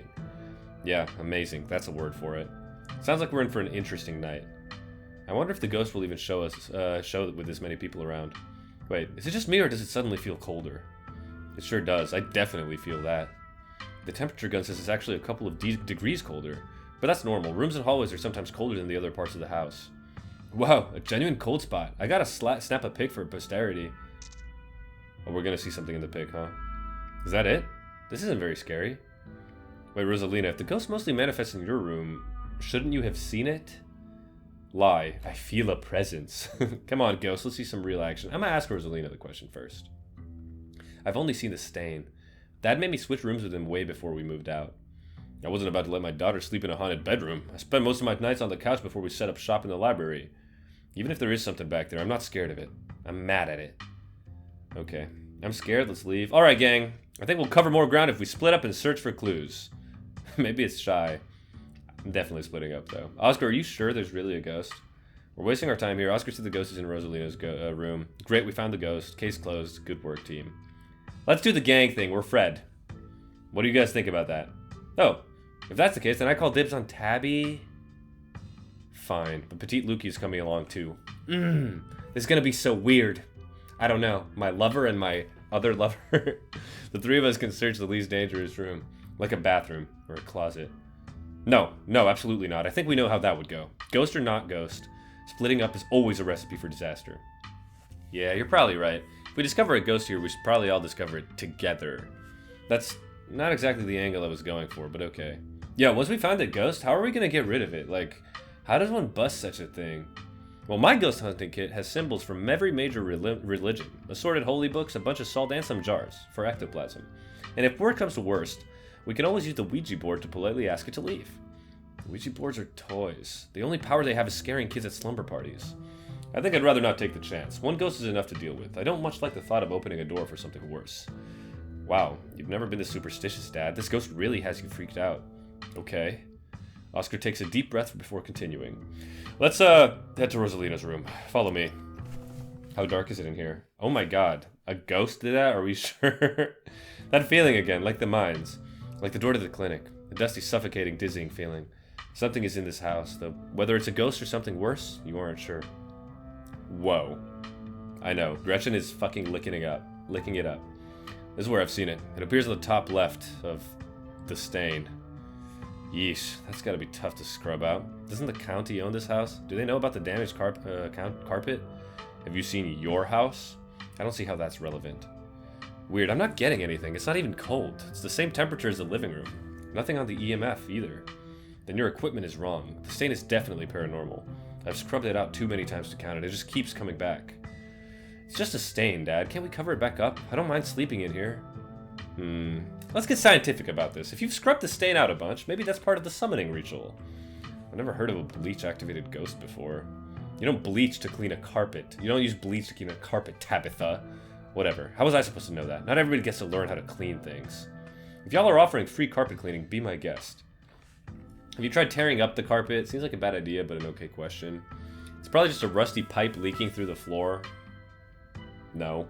Are you sure you scrubbed it out? Ghost blood. Have you tried tearing it up? In a house owned by the government? Nope. I'm not messing with their carpets. I'd rather scrub ghost blood out of it every day than have the government take me to court for destroying their property. Don't worry. I'm sure they'll take you to court for neglect instead. Did it not occur to you that there could be a leaky pipe under the floor? I hate to agree with Tabitha on anything, but dude, just chill. Like, we know you don't like her. Why is this what you're saying? This is not a cool... Like, no one's gonna think you're cool for this. Some kind of structural damage does seem likely. Tearing up the carpet doesn't seem like such a bad idea. Plus, there might be something written in there. In blood. Only one way to be sure.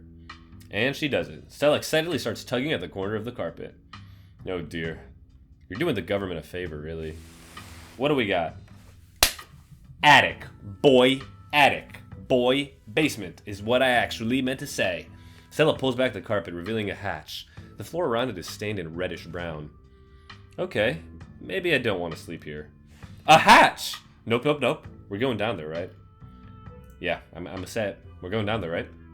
Of course we are. This is even better than finding a message. But there's no basement in this house. At least, we weren't told about a basement. This is where fucking, what's his name? Reese comes out. To just watch Rosalina sleep. He has x-ray vision. Carpet x-ray vision. And look, all the red stuff is coming from underneath. Oh yeah, this is super haunted, alright? You've got a basement chock full of ghosts. I can just feel it. Now, although last month was super rainy, it's clearly been a long time since anyone stepped foot in the basement or crawl space or whatever it is under that hatch. There must be a leak that flooded the whole area under the house. The water dissolved the caulk around the edge and leaked through the carpet. It's red because North Carolina has red-ass dirt. Simple as that. It's not mud, it's blood. Human blood. I tested it. How? Aren't you a librarian? Well, you tested it wrong. Tabitha and Kanika. Maybe they should split up together. It can't be blood, right? Kanika's right. You've got a muddy floor, and that's why it's so cold in here, too. There's wet dirt under the house. Congratulations. We solved your ghost problem. No way. There's an old hatch in the floor that someone tried to seal up. We're not leaving until we know what's down there. I'm with Stella. This is my room, and I need to know what's down there. Have you considered they may have tried sealing it up because it's unsafe? Uh-oh, you think the flooding could have made the house unstable? I'm all in on ghost hunting, but I don't know if I could crawl into another dangerous crevice. I'm going for it. I'll join Stella. You come into Oscar's living room. You can't tell what time it is and your friends are nowhere in sight. Okay. This is interesting. So this happened as soon as Stella opened the hatch and the darkness entered the room. Is this another... Ooh, maybe there's another relic thing here? The building feels colder, and there's something about the air that feels wrong. It's stale, with an undercurrent of mold and earth. It makes you feel claustrophobic, as though you're in a coffin, each breath depleting what little oxygen is left. How did we end up back here? Where is everyone? Did we pass out again? Was there a gas leak in the basement or something? Some friend Stella turned out to be. She keeps ditching me. No. Is fainting some kind of weird family thing? It was the ghost... Okay, what the hell is going on? Must be a gas leak. I'm going to ask about the fainting. This is the second time, obviously. And look at how she asks now. Is there a genetic condition I need to be worried about? Not that I'm aware of. Nothing like this has happened before you got to town. Who knows what sort of nastiness was festering in that basement. Your cousin marches to the front door and opens it. Oh, this is super cool, dude. This is like a parallel dimension. Why does it look like Oscar's house is in front of us? Didn't we just leave? I must be misremembering things. Let's go. No, you're right. There shouldn't be a door there. Wait, we're not done ghost hunting. What if the others are passed out in Oscar's house or somewhere deeper into the library? Leave with Tabitha. Let me ask about the others. Then going back for them won't do any good. If they're not outside or in the library, we'll call the cops and let them take care of it. We don't want to wind up passing out again. We're of no use to anyone like that. The two of you cross the hallway and open the door. Whoa. Holy... I was going to say goat, but it's more like a ram. Ditchlings. We've got, like, Undertale flowy vines. I don't know. Tabitha version 2. Children, horses. A lot of cool stuff. I like this. Something isn't right. Feels like a late summer afternoon. The air is warm and wet, and the scent of flowers drifts on the breeze. I'm excited! Tabitha, please tell me I'm not the only one seeing that scratchy shadow in the distance. What if it's Wayne? But it's not. Why hasn't Wayne appeared to help us? You see that creature behind the thorns? The ones of the bad omens Stella and I found in the wood. That's one of the bad omens Stella and I found in the woods. What? Wait. Did I miss something? Pinch Tabitha to see if you're dreaming. Okay, I'm going to say this because I don't remember us seeing this bad omen. Ew. Wait, where? What bad omen are we fucking talking about, man? Okay, I'm stupid, I guess. Maybe I didn't read that right. Tell me I'm not the only one seeing that scratchy shadow in the distance. You're not. What the hell is that thing? Am I having a stroke? Are you having a... Are we both having a stroke at the same time? This is so cool! No. Let's call the cops. Did we die? Damn, Tabitha, what was in that cream soda? I would ask, like, dude, did we die? Are we in hell? Don't be so dramatic. I think we'd know if we were dead. There's got to be an exit somewhere. We just have to look. Wait. Do you hear music? Oh my fucking god, that scared the shit out of me. Movement stirs as a figure cloaked in shadows rises to attention. Stella? Who are you? What are you doing on my property? Huh? Holy shit, Stella, you scared me, truly, huh? I thought Oscar said the county owned this place. Is this what ghost hunts are usually like? This is getting good, ladies and gentlemen. I like this series a lot. You scared me. Yeah, cut it out. Did you say Eddie? No one's called me that in a long time. It's Edwardine now. I'm not a child anymore. Edwardine? Eddie? You've got to be kidding me. Wasn't that her great-grandmother's name? We know that. Stella, are you okay? You don't look so good. No, you're Stella. Okay, this is definitely a dream. I mean, I guess... I mean, we already know it's this. I'm gonna say... Quit messing around. Yeah, what the hell are you trying to pull, Stella? You're freaking petite Lukey out. I wish I could say the same. You should have stayed gone. And you absolutely shouldn't have shown up here, of all places. Okay. So ghosts potentially are inhabiting the bodies of people we know. Ghosts of the Scarlets. And we left... I really do think that we left with what was her mom's name? Vivienne? For some... I don't know if it was like a genetic thing of our branch of the Scarlet family or what it is, but we had to leave for the sake of Scarlet Hollow. If you're caught, I don't think you understand what Father might do. Stella, I'm really scared right now. Does it even matter what I say? I'm not scared of Father. I think I might die there. Am I supposed to have memorized lines or something? Yeah, why don't we make light of this situation? Tabitha, what do you think? Maybe this is all part of one of Stella's videos. I hope it is. How? Would it, like, what, she drugged us? No. I can't. It's not that easy for me. My brothers were sent to Normandy, and now I'm the only Scarlet left besides Father. I have responsibilities, Charlie. Shut up. Shut up! She can't. She's clearly possessed. How do we snap her out of this? Is Stella the ghost? Have I been talking to a ghost this whole time? Isn't Edwardine Scarlet Grandma Eddie? I'm more important than your responsibilities. She's clearly possessed. Let's go with that. By what? Edwardine Scarlet? Question mark? Tabitha tenses. You should get out of town while you still can. Whatever you came back for, it's not worth it. I'll get you out of here, Stella, I promise. Let her go, please. Let's plead with the ghost, to be honest. I feel like talking to Stella's not going through. She's gone, along with a shadow in the corner of the room. Was Stella supposed to be the shadow? I mean, she appeared from the bottom of the screen, so probably not. Come on, we must have taken the wrong door out of the annex. We're getting out of here before anything else happens. We have to go after Stella. I feel like we do have to go after Stella. I don't think we're in the woods. Hell no, I'm not going back into that house. Do you need to hold my hand? Are you scared? Hold my hand, Tabby. I'm scared. We should hold hands for safety. Not because either of us is scared. Let's get the hell out of here. No, dude, we're going after Stella. Come on. I'm not leaving... Like, I don't think this is even real. This is different than the mine thing. If it was the mine thing, I might leave Stella again. Even though I might not because she's my romantic interest. But I feel like no matter what, we're getting out of this monochrome place. We have to go after Stella. Absolutely not. We are not being drawn deeper into this weird garden, greenhouse, whatever it is. She yanks your arm, pulling you back the way you came. Okay, fine. Where did the annex go?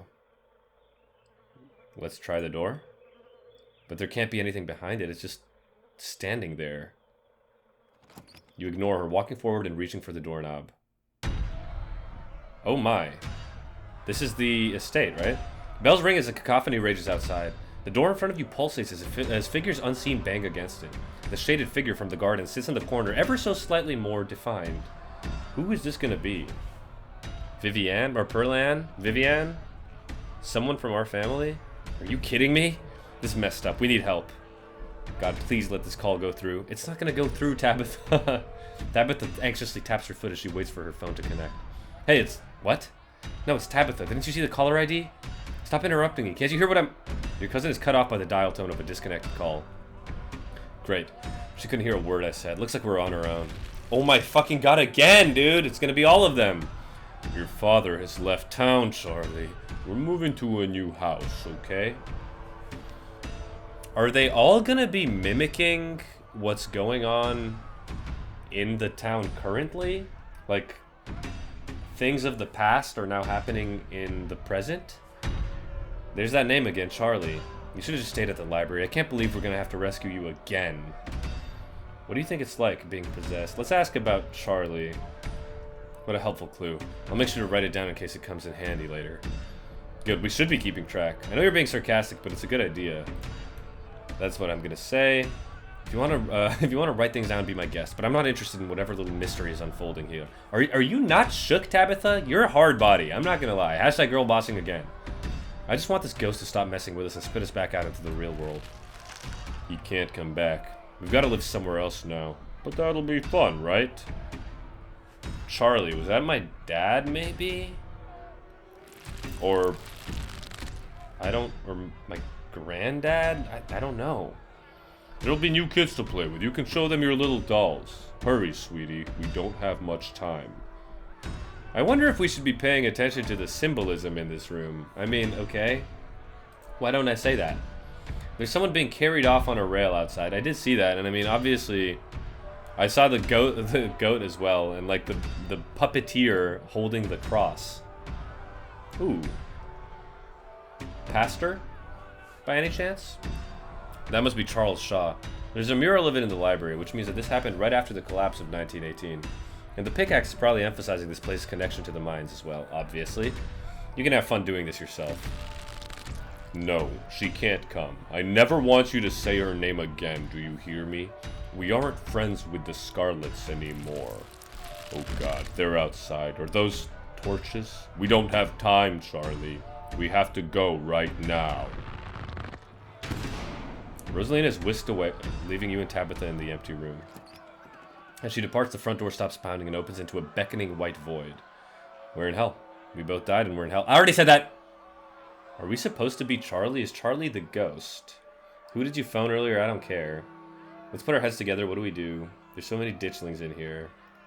Let's go with, are we supposed to be Charlie? Do you know who Charlie is, Tabitha? You just said, good clue. Your guess is as good as mine. Alright, who'd you call on the phone? Friend of the family. Not that it matters, though. The call didn't go through, so we're on our own. Damn. Who'd you call, man? Tell me. So many ditchlings here. Yeah, there are. Those things are horrible. No wonder you were such a mess when you came back on Monday. Still cousin bonding time. Let's put our heads together. What do we know? We know that we can't leave, and we know we're not possessed, as far as we can tell. And whatever we saw in this room at least happened right after the Shaw mine that collapsed in 1918. I think the only option on the table for us right now is to keep doing what it wants us to do. Maybe it'll stop at some point, or we'll figure out a way to escape. You're right. There's only one way to get to the end of this. Shall we? Yeah, let's get this over with. Okay, I hope we learn some good stuff here. You and Tabitha walk to where the pounding door used to stand and step into the void. Definitely want to cover this at the end of the episode, what it could have meant. You're outside and it's night. A false moon looming massive in the painted sky. What else do we see here? Now we've got some flies, more ditchlings. The shadowy figure is constantly watching us.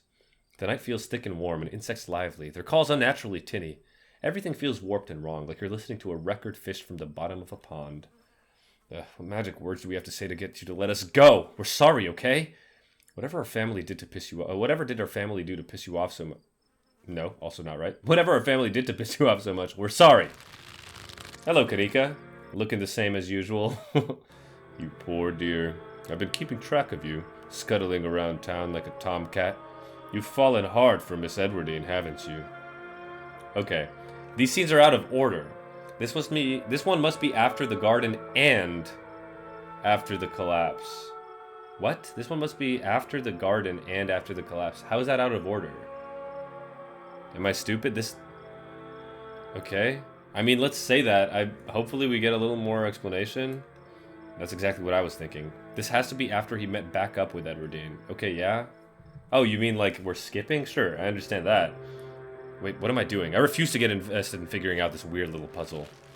There's no need to be embarrassed. Your secret is safe with me. You know, I never did approve of what the Scarlets did to your family, and what it did to the two of you young'uns. Childhood sweethearts. Just think how lovely it would be if you could just be happy together. That's what you want, isn't it? This isn't like another incest game, is it? So Edwardine and Charlie, the plot thickens. Who is this supposed to be? Should I play along? Do you have any ideas? That's all I want. What should I do? Okay, Edwardine and Charlie. I want to know more. Let me just spoil it for you and say it doesn't work out. Our great-grandfather's name was not Charles. Okay. Okay. Thank you. That's what I kind of wanted to know. I'm sure by now you've realized the young lady doesn't plan on leaving with you. But it's not for lack of desire, as you well know. So is it Charles Shaw that we are supposed to be right now? It's Enoch. Right, that's his name.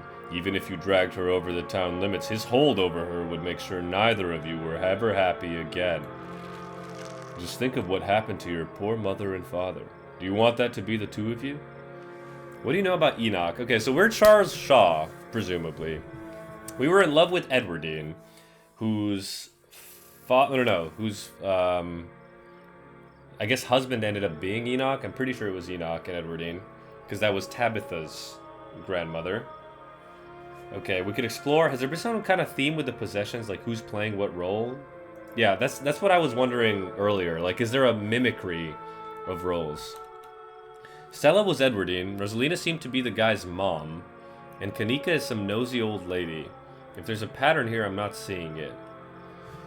Maybe it's pulling the closest matches it can find. Maybe it'll be clearer once we've seen the full ensemble. You're starting to get into it? Okay, let's see the full ensemble. Yeah, maybe. The powers at work here are stronger than even your love could withstand. You need to break the bonds holding her here. Then you can both go free. Okay. Tabitha is the current bond with maybe Wayne in Scarlet Hollow, or perhaps even like Kanika or Stella. I can see all of these being the case, but I'm thinking romantic. No more misfortune.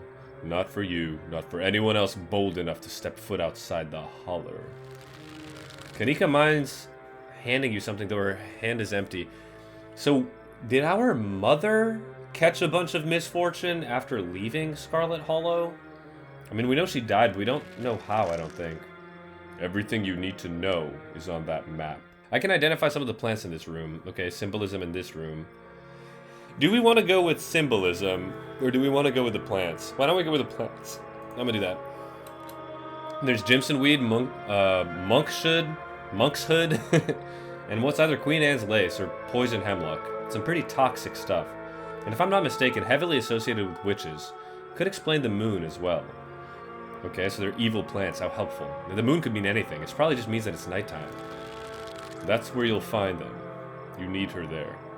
Be careful. Good luck to the both of you. I hope you get your happiness. So Charles Shaw goes to find something. And then tries to get Edwardine, presumably. And then she's gone. It sounds like they get fucking shot every time they leave. Tabitha sighs. Okay, let's find the way out. Unless you have any ideas, I don't think there's anything else we can do until we get to the end. Or until we die, whichever. Before the two of you can leave, a smell hits you. Sweating, suffocating flesh with a tinge of the saccharine and stomach-churning scent of decay. There you are. Hello, Wayne! I was waiting for you, buddy. I would have found you sooner, but the resident clearly doesn't want me here. Ho! He steps on a ditchling like a badass. Doesn't seem to have the same issue with these miserable little parasites. The residents must be the ghost then. Holy shit, an insta-kill, dude. One-tapped.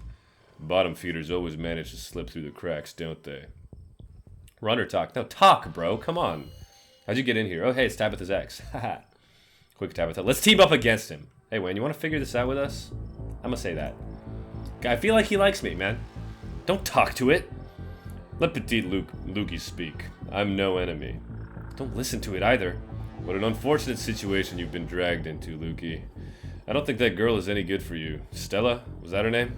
Seems she's skilled at finding trouble. Maybe I should pay her a visit soon. If she makes it out of here alive. Huh? Tabitha bolts for the underbrush, desperately pulling you along. Are you telling me I shouldn't be with Stella, Wayne? Because I'm about to take you at face value. Stella?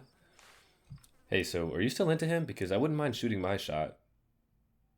No. Oh no, what's he gonna do? Hey, are you okay? That couldn't have been easy for you to see. Tabitha, who the hell is he? Are you having a lover spat? Tell me now. Did you kill Sam Wayne? No, he didn't. Who the hell is he? Tell me that. If you see it again, ignore it. Or better yet, run away. Come on, we need to keep moving. If that thing got in, there must be a way out. I just holy cow. The two of you step out from the brush into a long wooden corridor lined by bottles and rails. Okay, which of these people was an alcoholic? Probably Charles Shaw again. A figure rises to attention, blocking your way. Oscar was behind him. I'm afraid he doesn't have long. If there's anything you need him to say, I'd say it now. Okay. You good? Oh my lord, what is this guy? This must be the resonant. As Zane is swept away, the room pulls itself to you and you find yourself looming over a deathbed. Oscar lies in its center, looking pitifully small. I'm sorry, boy. I'm sorry I let my troubles drive your mama away. And I'm sorry those troubles mean I'm leaving you all alone.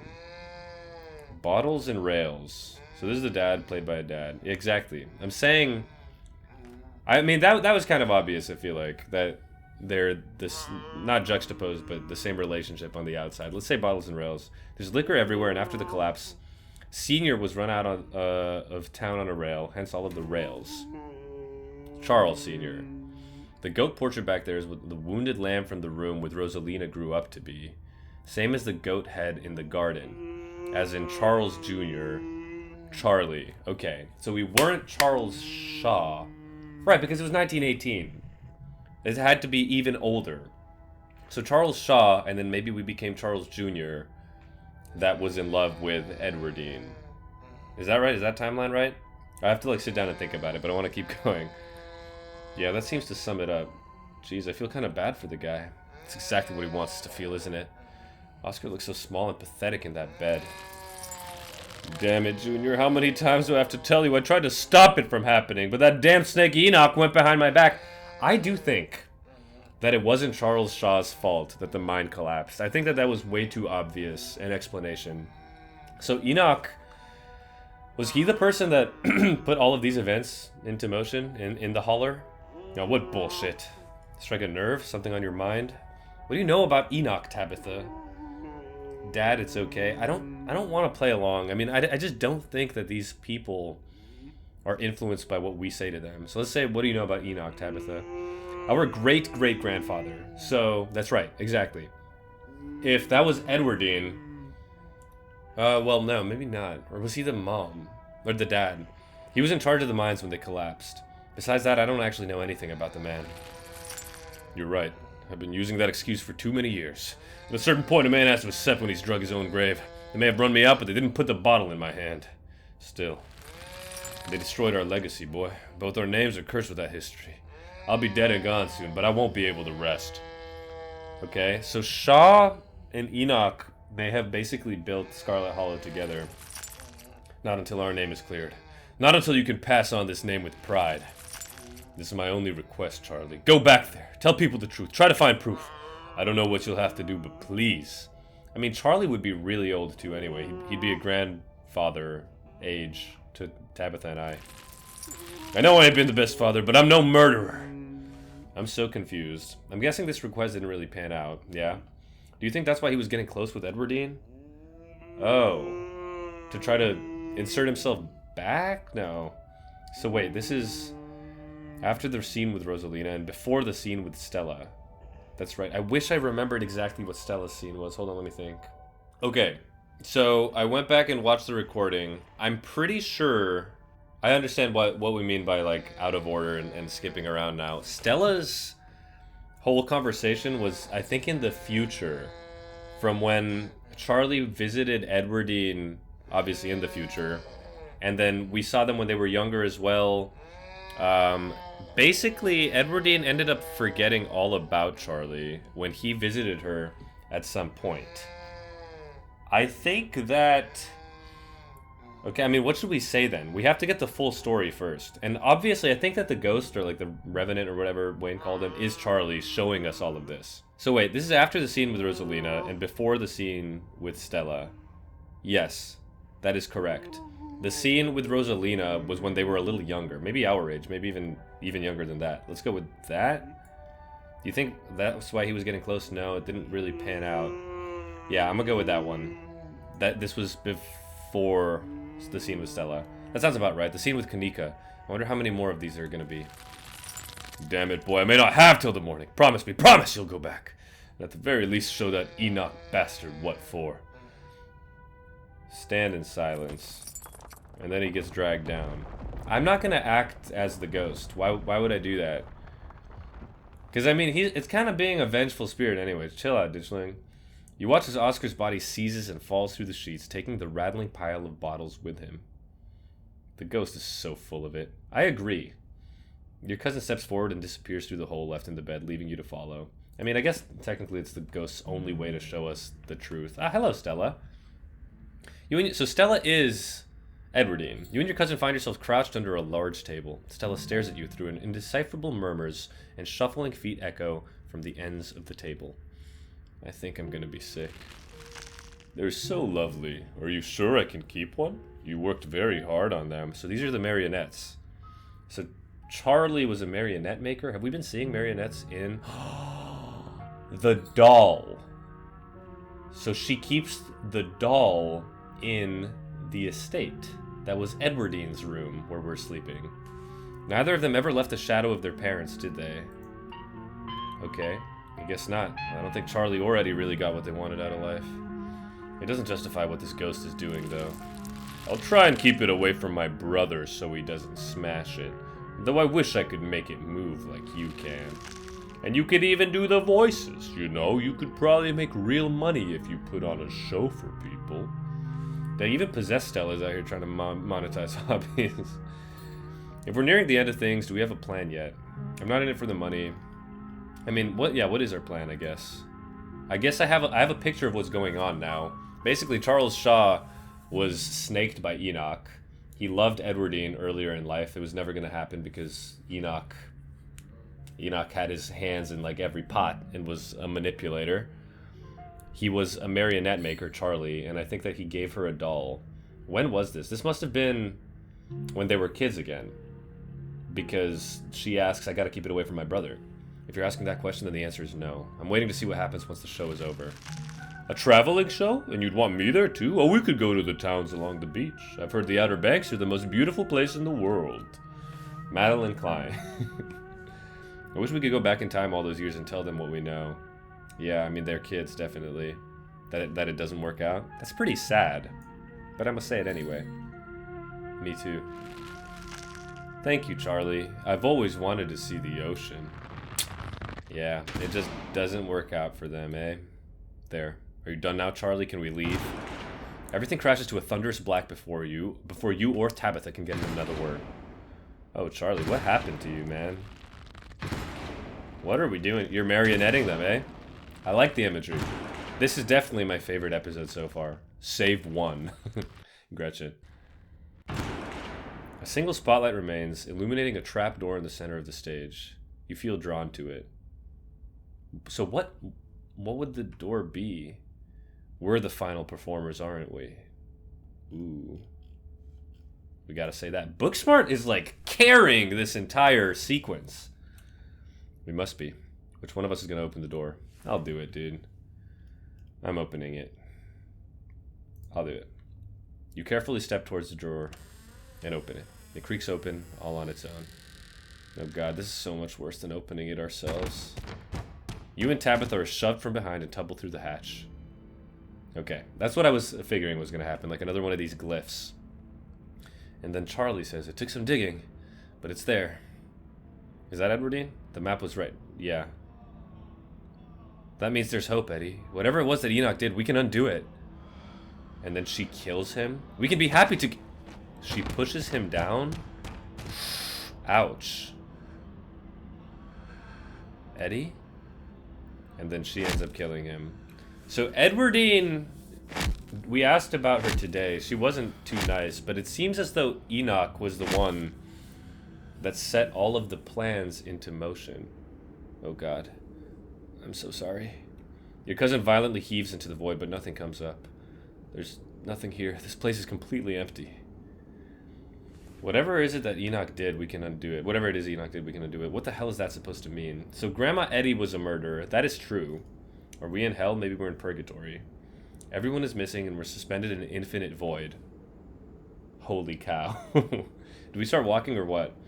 If Edwardine was our great-grandmother, how do you know... ... How do you know we're not related to Charlie? That's a fair question. But I think I'm gonna ask about what Enoch did, because maybe she has a little more information about it. Whatever it is Enoch did, we can undo it. What's that supposed to mean?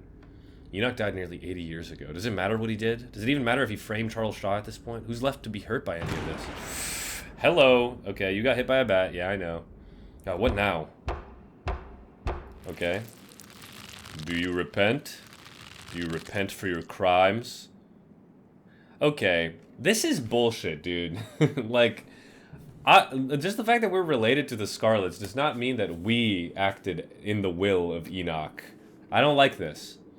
Tabitha's the one you want. I hadn't even stepped foot in this town before a couple days ago. Why should I? I'm not responsible for any of this. Exactly. This is like so many times, in history when, you know, oh, you guys, actually not even history, but like AOT. You guys were really evil way in the past, so you need to make up for it now. That makes no sense. I'm sorry you died. You gotta let this go, man. Get over it. No, yes. Why should I? I'm not responsible for any of this. That's what I'm saying, man. Neither am I. You must answer for the crimes committed by your scarlet blood. Now, fuck off. Are you kidding me? I hate it here. I hate it here so much. Until you do, I cannot die.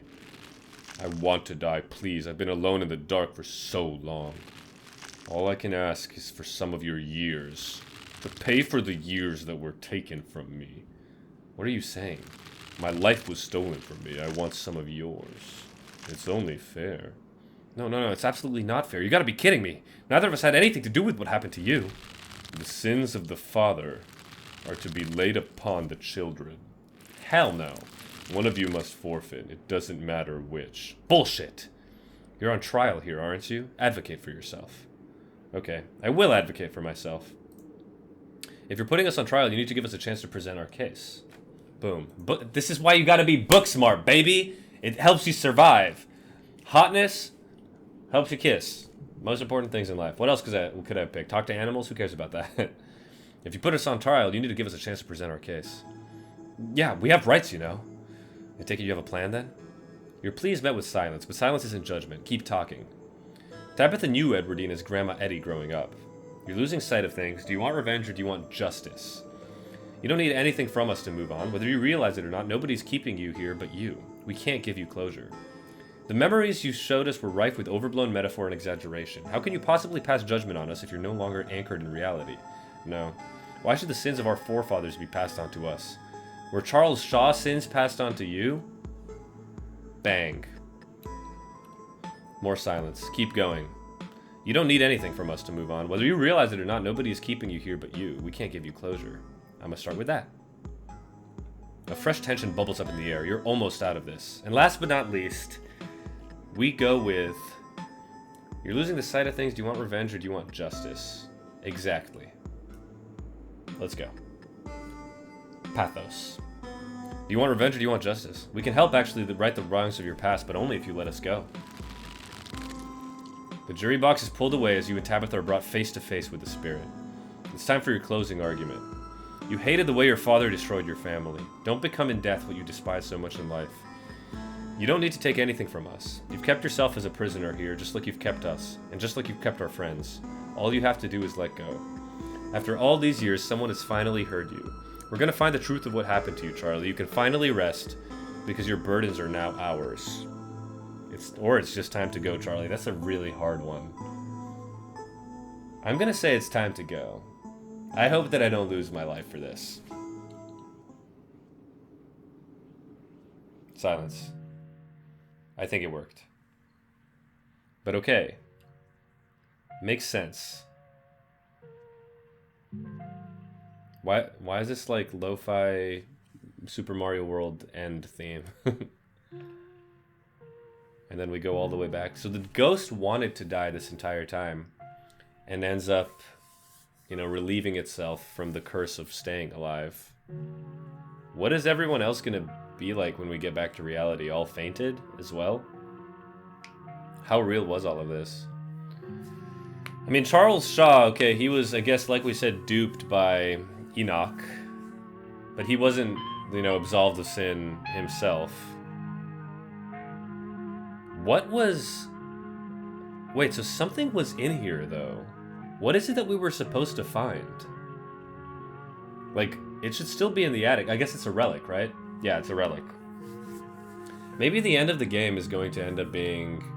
Like, the 7th chapter is going to go back to everywhere we went and remove the relics or, like, investigate them and do stuff similar to this. Everything fades to black. You and Tabitha come into a basement, a mound of packed dirt in front of you. Your friends are nowhere to be seen, though Sybil remains standing on the stairwell, as if she's been patiently waiting for you to get up. Ah, the spirit is gone and the two of you are back, and both of you are whole. I have to admit that this is quite an unexpected outcome. Excellent work, Petit Luki. I hope you don't mind, but I took advantage of the distraction to free everyone else. They're all outside. Take all the time you need to collect yourselves. I'll see you out there. Sybil heads up the stairs, leaving you and Tabitha alone in the basement. So that actually worked. I've got to stop picking fights with you.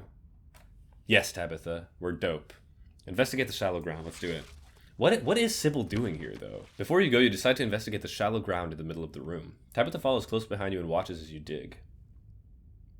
Charlie's mummified remains stare up at you, sad and broken at the bottom of the pit. Dude, rip his skull. But that's a huge glyph. It's the size of a human.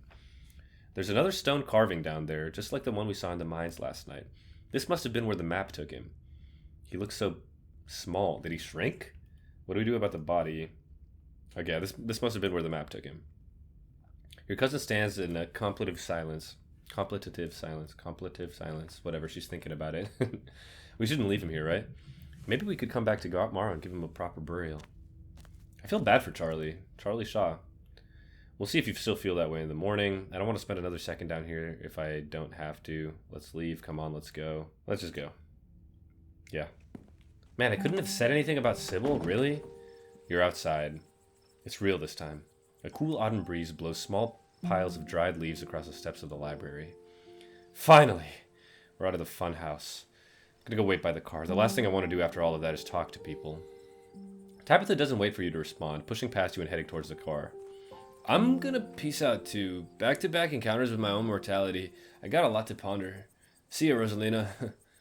Zane walks off down the road. How were we supposed to know that it would be like that? Things have been strange around town, sweetie. Not the time to be poking around in the supernatural. I thought you learned that lesson yesterday.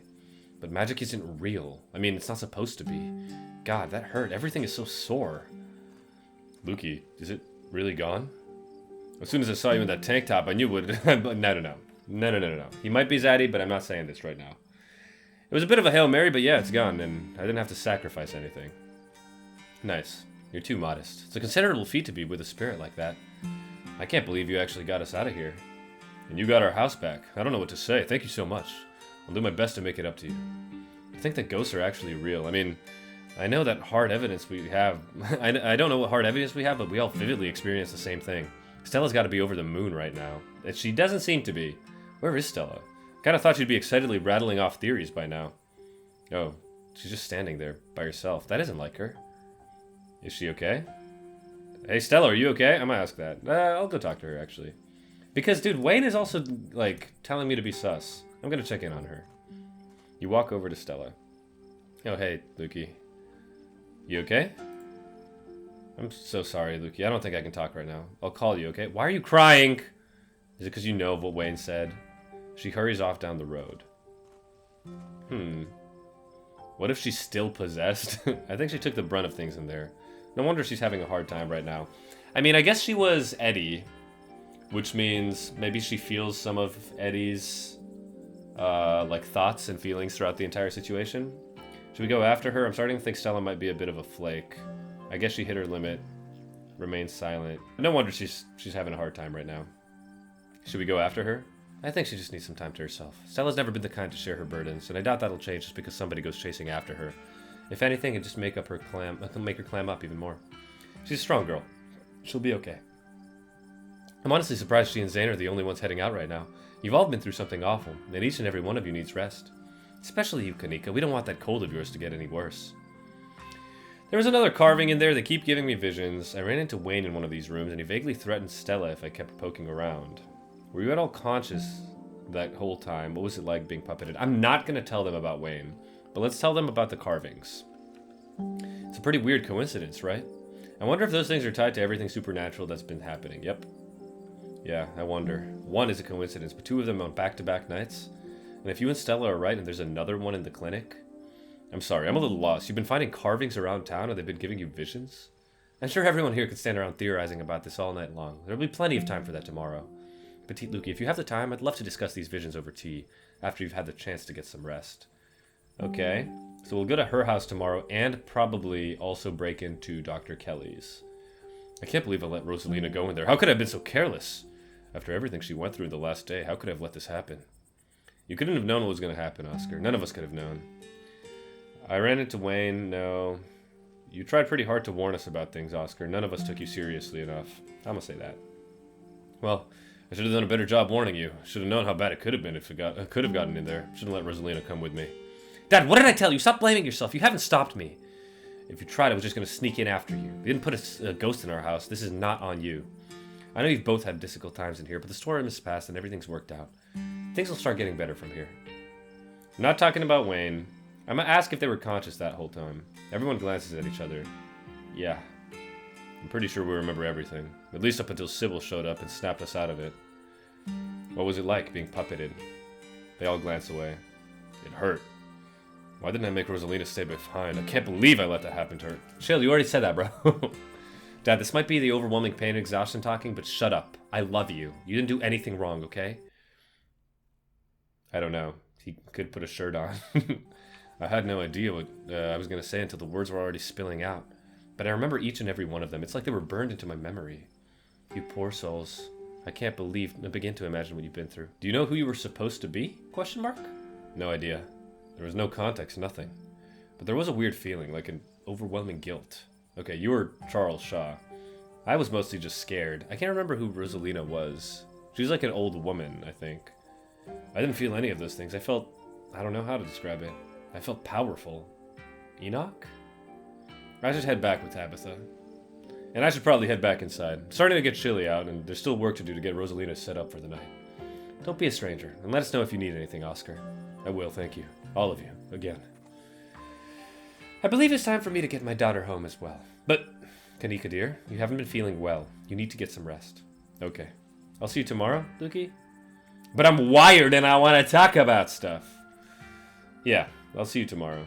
Or maybe, I don't know. Like, I mean, what are we supposed to do tomorrow? I guess the Dr. Kelly thing. Yeah, I'll see you tomorrow. Cool. Whatever, Kanika's fine, to be honest.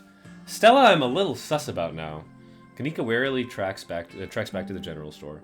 Before I go, Sybil places a hand on your arm, holding you back for a moment. I'm sure you have questions after everything you saw tonight, but let's not get into it here. I think everyone could use a little rest and relaxation right now, yourself included. If you swung by the team room sometime tomorrow, say early afternoon, you and I can have a little chat. I'll see you then, Lukey. Sybil leaves you and catches up to her daughter. Time to wrap things up here. Go back to the estate. Wow. Shit hit the fucking fan fast. The ride back is quiet but not tense. Tabitha looks lost in thought as her glazed eyes stare at the winding mountain road. Thanks for coming along tonight. That place would have been a lot worse without you. You gotta start buttering her up. Don't mention it. We're family. Boom! Boom! Boom! 5 big booms! Do you trust me now? I'm not gonna ask that. Ride in silence. She does trust us. She already said she did. So, you slide back into silence as the car makes its way back to the estate. I'm liking this. I think I like the relationship I have with every character so far, including the 2 kids in the mines. Hopefully they're alive. You're back inside. After the events of this evening, the howling winds and unsteady creaks of the estate almost feel like a warm welcome. Well, we're back. I still can't believe we made it all out in one piece. I want to talk about Wayne. Really talk. Yes. Do you think Stella's okay? Like emotionally? She wandered off back there. I'm worried about her. We might have gotten rid of that ghost, but I'm still traumatized. Alright, I think it's time for me to turn in. No, let's talk about Wayne. Your cousin sighs. What do you want to know? Do you think he's actually going to hurt Stella? Did you kill him? Why is he following me? Why is he all gross? I'm going to ask about me first. Is it a Scarlet thing? He's a creep, stalking his ex's cousin. All the more reason not to talk to him. He's a different man now, so stay away from him. So Wayne's a he now? Back in the ghost realm, he was an it. Yes, let's go with that. Does it really matter? I was scared in there, and right now I'm so exhausted I can barely think straight. Who cares if Wade is a he or an it anyway? Either way, he's bad news and you'd best steer clear. You really don't want me talking to him. What does he know that you're afraid I'll find out? I just know him. Please trust me when I say he's bad news. Do you think he's actually going to hurt Stella? No, he's a creep, but I don't think he has it in him to hurt her. And I don't know if you've noticed, but Stella's irritatingly resourceful. She'll be fine. Did you kill him? He's obviously not dead, so no. Also, thanks for accusing me of murder. Love that. Okay, I didn't mean to say that. We might have gotten rid of that ghost, but fuck, sorry, man, Tabitha, I didn't mean to say that, dude. You think Stella's okay, like emotionally? She wandered off back there. I'm worried about her. She has an uncanny way of bouncing back from things. She'll be fine. We might have gotten rid of that ghost, but I'm still traumatized. I'm not going to say anything about that. I think it's time for me to turn in. We can both go together. That's a good idea. I'll talk to you tomorrow. Don't keep poking around looking for trouble. You just have to make it to the funeral. 4 more days. That's all. And then the bus comes. I'd like to stay in touch after all of this is done. Good one. You can't tell me what to do? No, man. Stop giving me these options. I'll do my best. We never have to see each other again, though. I could say, I don't have to leave the holler. I'm going to say that. I could get used to this place. That's good to hear. It would be nice not being the only Scarlet left. Okay, we're back. Anyway, night. See you tomorrow. Is this Enoch? I can't remember. Fucking Enoch. Don't like Enoch at all. Time to go to bed. Check in on Carlos first, though, please. Never mind. You don't even notice yourself entering the guest room and falling into bed. Suddenly, you're just there, buried under your family's musty covers. It's Wednesday night. Nearly half a week has passed since you first arrived in town, and a little over half a week remains until the bus comes to take you home. The spirit of Charles Shaw Jr. has been put to rest, but disaster still looms over the town of Scarlet Hollow. Still, tonight was a good night, and you fall asleep with a gentle, well-earned smile on your face. Episode 4 awaits. If you'd like to say before continuing, please do so now. I will. Would you like to see a recap before starting episode 4? Interesting. So episode 4 starts immediately and there's no cutscene where we learn more about the what's going to happen next. Remember in the first 2 we saw Tabitha in her room. We saw, I think in the first one we may have even seen Reese, now that I think about it. I can't quite remember, but there were a lot of interesting implications here. Definitely the glyphs are important. We knew that to start. But man, this is getting intense. Please let me know. I mean, do you guys have any theories? If you know the actual ending of the game, don't spoil it. But I'm gonna have to dwell on this one, and then maybe in the next episode we can talk about what I think happened.